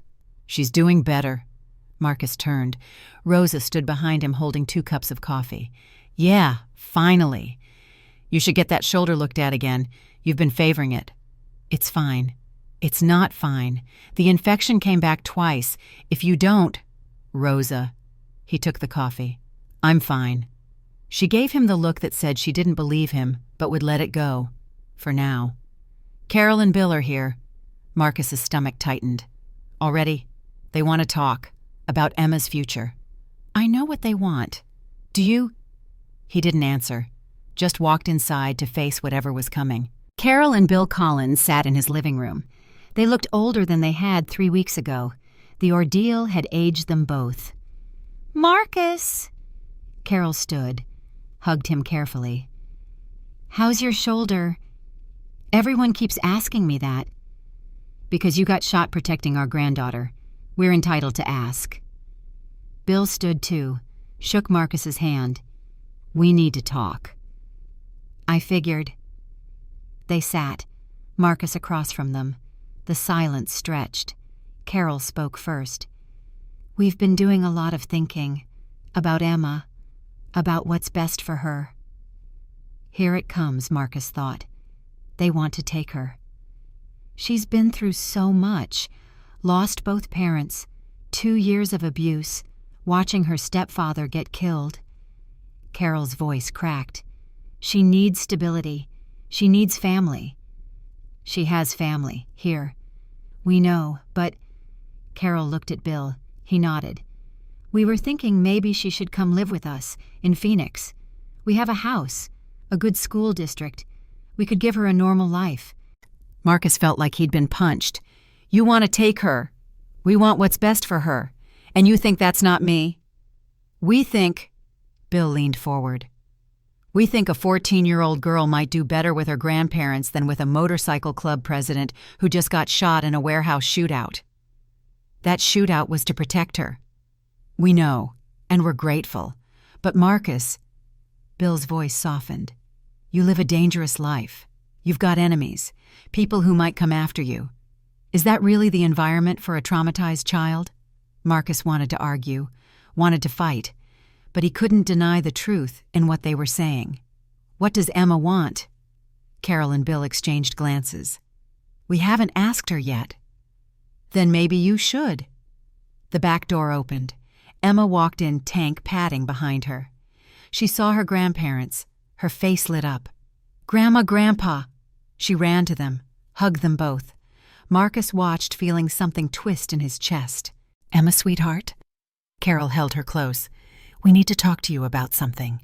"What?" Carol looked at Marcus. He nodded. "Your grandfather and I have been thinking about where you should live. We thought maybe you'd like to come stay with us. Permanently." Emma went still. "In Phoenix?" "Yes, we have a nice house, good schools. You'd have your own room. We could be a family." Emma didn't say anything for a long moment. Then she stepped back. "What about Uncle Grizzly?" "He could visit. You could visit him. It wouldn't be goodbye forever." "But I wouldn't live here." "No, sweetheart. You'd live with us." Emma looked at Marcus. Her eyes were searching, questioning. "What do you want, Uncle Grizzly?" Marcus's throat tightened. "I want what's best for you." "That's not an answer." "It's the only answer I have." "No, it's not." Emma's voice sharpened. "You always have an answer. For everything. So what do you want?" Marcus looked at her, at Jake's daughter, at the girl he'd promised to protect, at the child who had become his whole world in 3 short weeks. "I want you to stay, but your grandparents are right. My life is dangerous. People come after me. If something happened to you because of who I am, something already happened to me, because of Victor, because of cops and corruption and people who were supposed to protect me." Emma's voice rose. "You're the one who saved me. You and the Brotherhood, not the system, not the courts. You." "Emma, I don't want safe. I want family. Real family, the kind that shows up when everything falls apart." She was crying now. "You showed up, Uncle Grizzly. 97 people showed up. For me, a girl nobody knew." Carol stepped forward. "Sweetheart, We're family too. I know, and I love you, but Emma wiped her eyes. I've spent 2 years being controlled, being told where to go, what to do, who to talk to. Victor decided everything. I didn't have a choice in anything. She looked at Marcus. Now I have a choice, and I choose to stay, here, with the people who fought for me. The room was silent. Carol was crying. Bill looked like he might cry too. Are you sure? Carol whispered. Are you absolutely sure? I'm sure. But Emma walked to her grandparents, took their hands. I want you in my life. I want to visit. I want you to visit. I want to be a family, just differently than you imagined. Carol pulled her into a hug. Oh, sweetheart, if this is what you want, it is. Then we'll make it work. Carol looked at Marcus over Emma's shoulder. All of us. Marcus nodded, couldn't speak. Bill walked over, extended his hand. Take care of her. I will. If anything happens to her, it won't. Bill studied him for a long moment, then did something unexpected. He pulled Marcus into a hug. Jake would be proud of you. You know that. Marcus's eyes burned. I hope so. I know so. The next morning, Marcus woke to screaming. He was out of bed and down the hall in seconds, gun in hand, heart pounding. Emma's door was open. She was sitting up in bed, sobbing, clawing at the sheets like she was trying to escape something. Emma, wake up. Her eyes snapped open, wild, terrified. He's here. He's coming for me. Nobody's here. It's just me. You're safe. I saw him, Victor. He was at the window. He was... Emma. Marcus sat on the bed, took her hands. Victor is dead. He can't hurt you anymore. But I saw him. It was a dream, a nightmare, that's all. She was shaking violently, her whole body trembling. I keep seeing him, every night, every time I close my eyes. He's there, telling me no one will believe me, telling me I'm worthless. That's the trauma talking, not the truth. How do you know? How do you know I'm not worthless? Marcus cupped her face in his hands, made her look at him. Because 97 people rode 400 miles for you. Because your grandparents almost died trying to protect you. Because I got shot and would do it again in a heartbeat. His voice broke. You are not worthless, Emma Collins. You are the most important person in the world to a whole lot of people. She collapsed against him, sobbing into his chest. I don't know how to stop being scared. You don't have to stop. Being scared is normal. Being scared means you survived something terrible. The trick isn't to stop being scared, it's to keep going anyway. Is that what you do? Every day. She pulled back, looked at him. Were you scared in the warehouse when they were shooting at you? Terrified. But you kept fighting. Because you were counting on me. Because I made a promise. To my dad. To your dad. And to myself. Emma wiped her eyes. Tell me about him. My dad. Everything. Now it's 3 a.m. I can't sleep anyway. And Her voice cracked. I don't really remember him, just bits and pieces. Victor never talked about him. Mom didn't either. It was like he never existed. Marcus settled back against the headboard. Emma curled up next to him. Your dad was the best man I ever knew. Funny, brave, stubborn as hell. He used to drive our CO crazy because he never followed orders exactly. Always had a better idea. Was he smart? Brilliant. Could fix anything mechanical. Could learn anything he put his mind to. But what made him special wasn't his brain, it was his heart. What do you mean? Jake never left anyone behind. Not once. Didn't matter if it was dangerous. Didn't matter if the odds were impossible. If someone needed help, Jake was there. Is that how he died? Helping someone? Marcus closed his eyes. The memories washed over him like they always did. We were pinned down, ambush in Fallujah. 6 of us trapped in a bombed-out building, 3 wounded, no way out. What happened? Jake happened. He grabbed a radio, called in support, then ran through enemy fire to draw attention away from us, gave us a window to get the wounded out. And then there was an IED, buried in the road. He saw it before I did, pushed me out of the way." Emma was quiet. "He saved you. He saved all of us. But yeah, he saved me specifically. Took the blast meant for me. So if he hadn't pushed you, I'd be dead, and you'd have grown up with a father." Emma shook her head. "No, Victor would have found another way to get to Mom. Maybe sooner, maybe worse." She looked at Marcus. "You being alive, that's what saved me. Dad saved you so you could save me." Marcus had never thought about it that way. "Maybe. Not maybe. It's true." Emma sat up straighter. "Everything happens for a reason. That's what Mom used to say. Maybe this is what she meant." "Your mom said that all the time, especially after Dad died. She said there was a reason he had to go. She didn't know what it was yet, but she believed it." "Do you believe it?" Emma considered the question.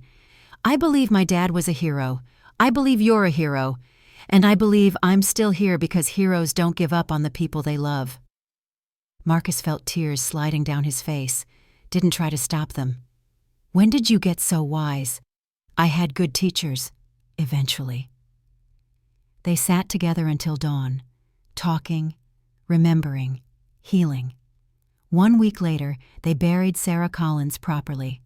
The first funeral had been controlled by Victor. Quick, quiet, no real mourning allowed.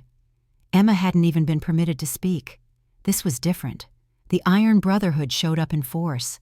63 riders, full colors, a wall of leather and chrome honoring a woman most of them had never met. Carol and Bill stood with Emma, Marcus beside them. David Park had arranged for Sarah's body to be exhumed, re-examined, and released for a second burial. The official cause of death had been changed from accidental to homicide. Finally, the truth. The minister spoke about Sarah's life, her kindness, her love for Emma. Then Emma stepped forward. "I want to say something." She stood at the edge of the grave, small but strong.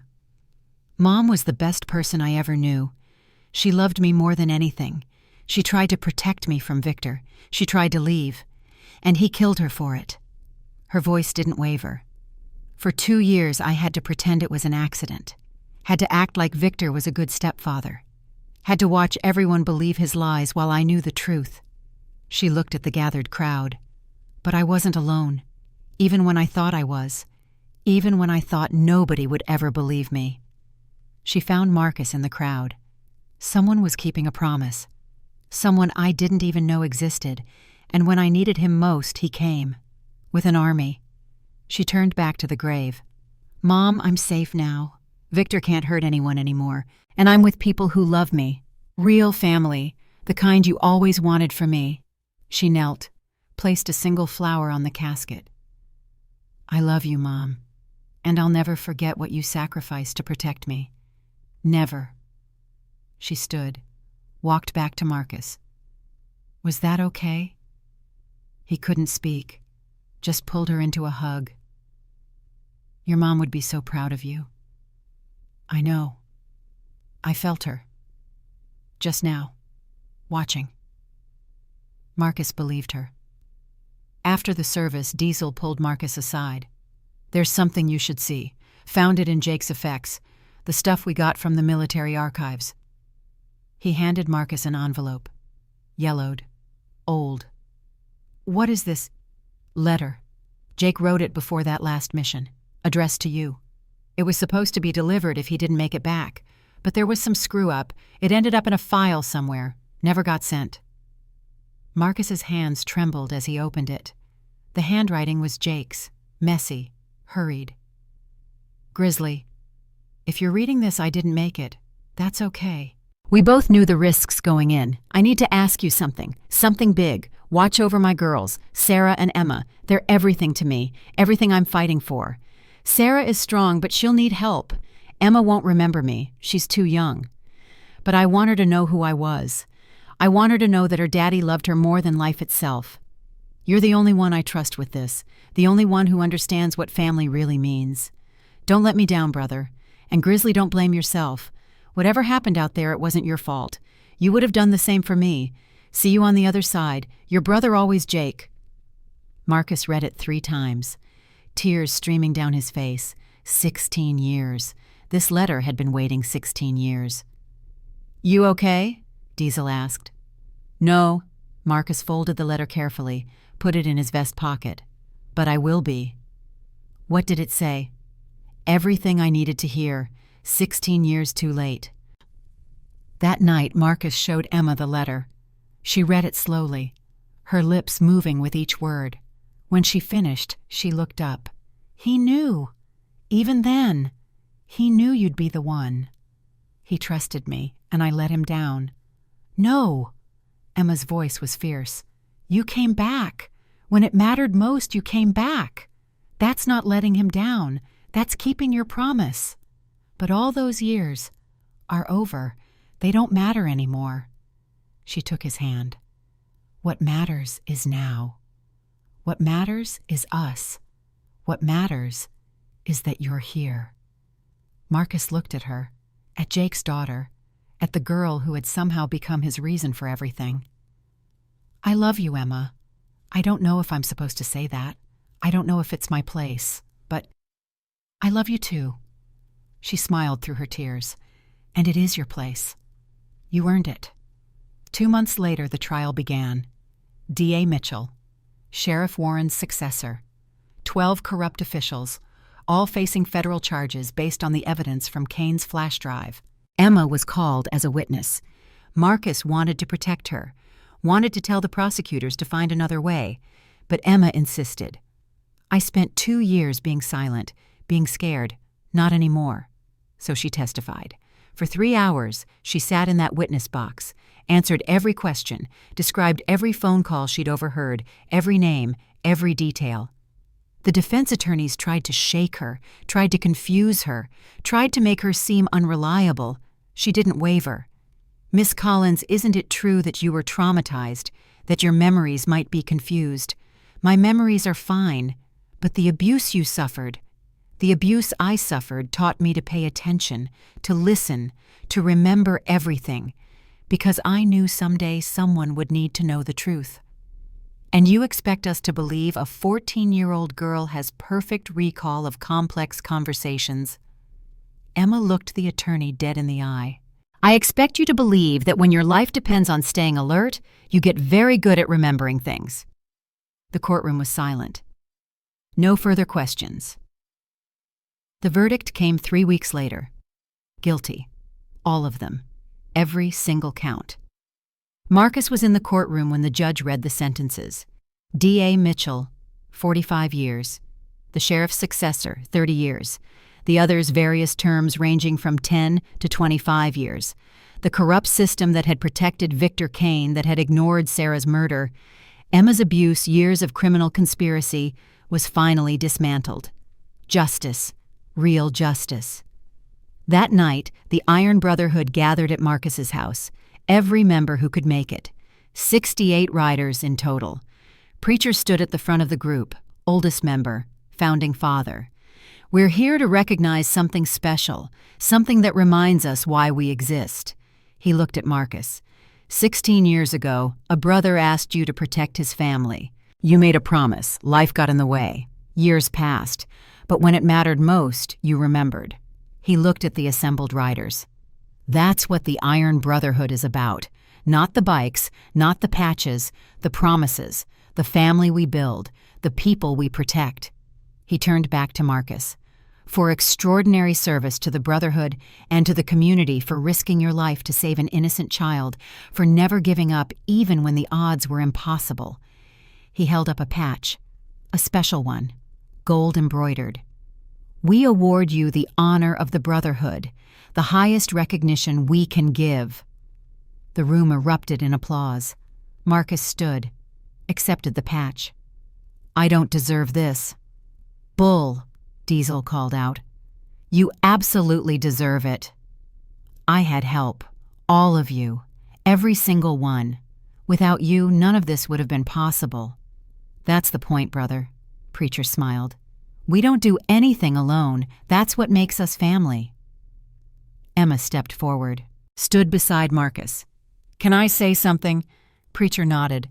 3 months ago, I thought I was going to die. I thought no one would ever believe me. I thought I was alone in the world." She looked at the faces around her. Then 97 people I'd never met rode 400 miles to stand with me.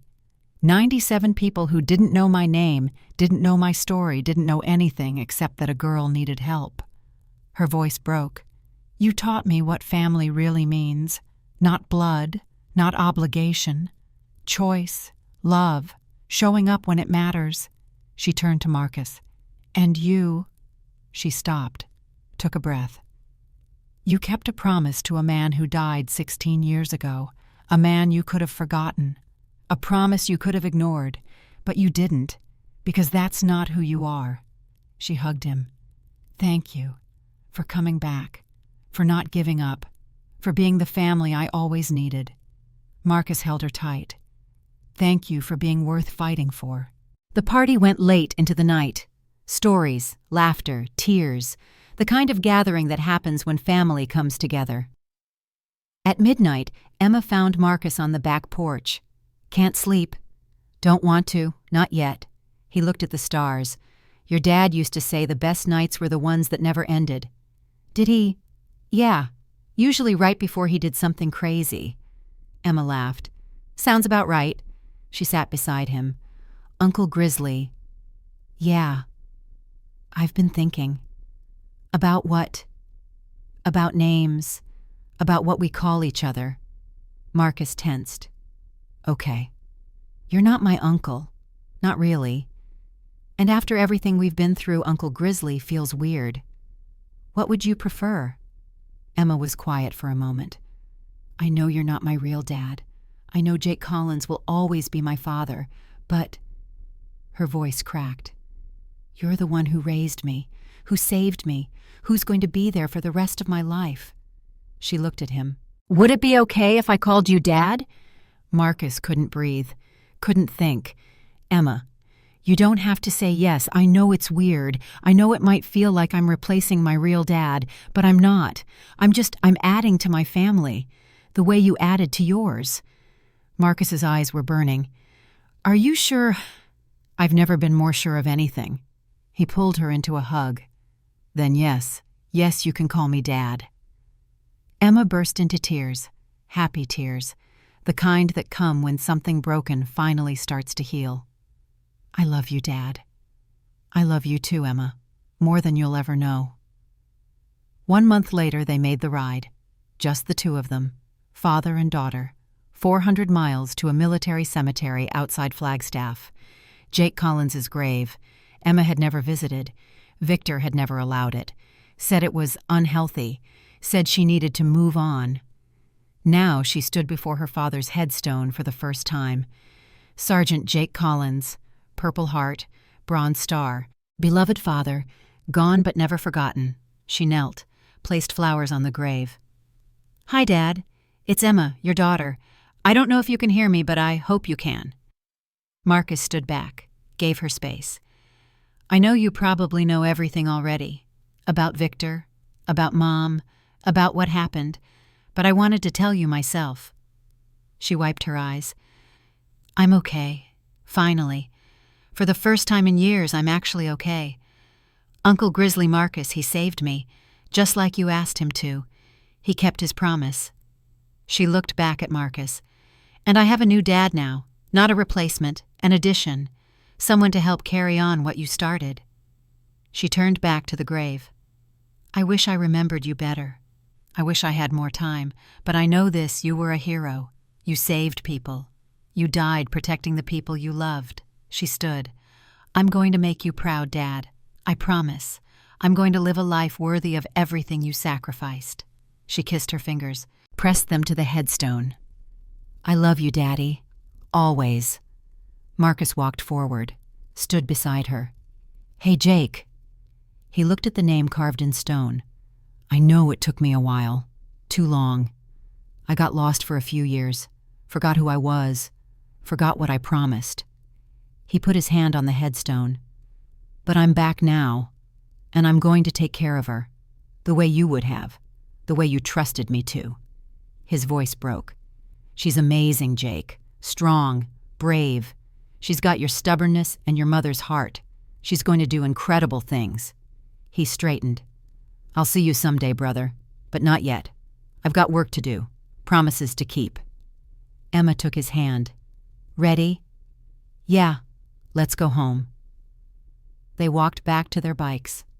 2 Harleys, father and daughter. Emma had gotten her license 3 weeks earlier. Marcus had taught her himself, said it was a family tradition. She mounted up, put on her helmet. "Race you home. You're not fast enough to beat me. We'll see about that." They rode out of the cemetery, onto the highway, into the Arizona sunset. Behind them, 97 motorcycles waited. The Iron Brotherhood had come too, to pay respects, to honor one of their own.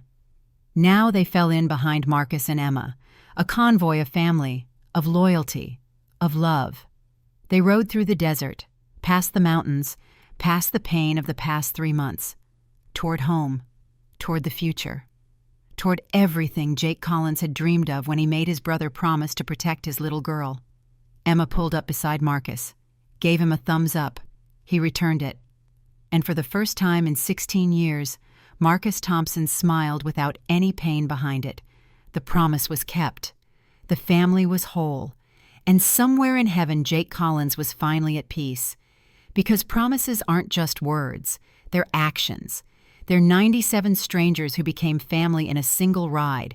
They're a broken man finding redemption in a broken girl. They're love that transcends death distance and 16 years of regret. Marcus Thompson had spent his whole life running from who he was supposed to be. Now he knew. He was supposed to be a father. He was supposed to be a protector. He was supposed to be family. And he would never forget it again. Not ever. Not for anything. The convoy disappeared into the horizon. 97 engines, one promise, forever kept.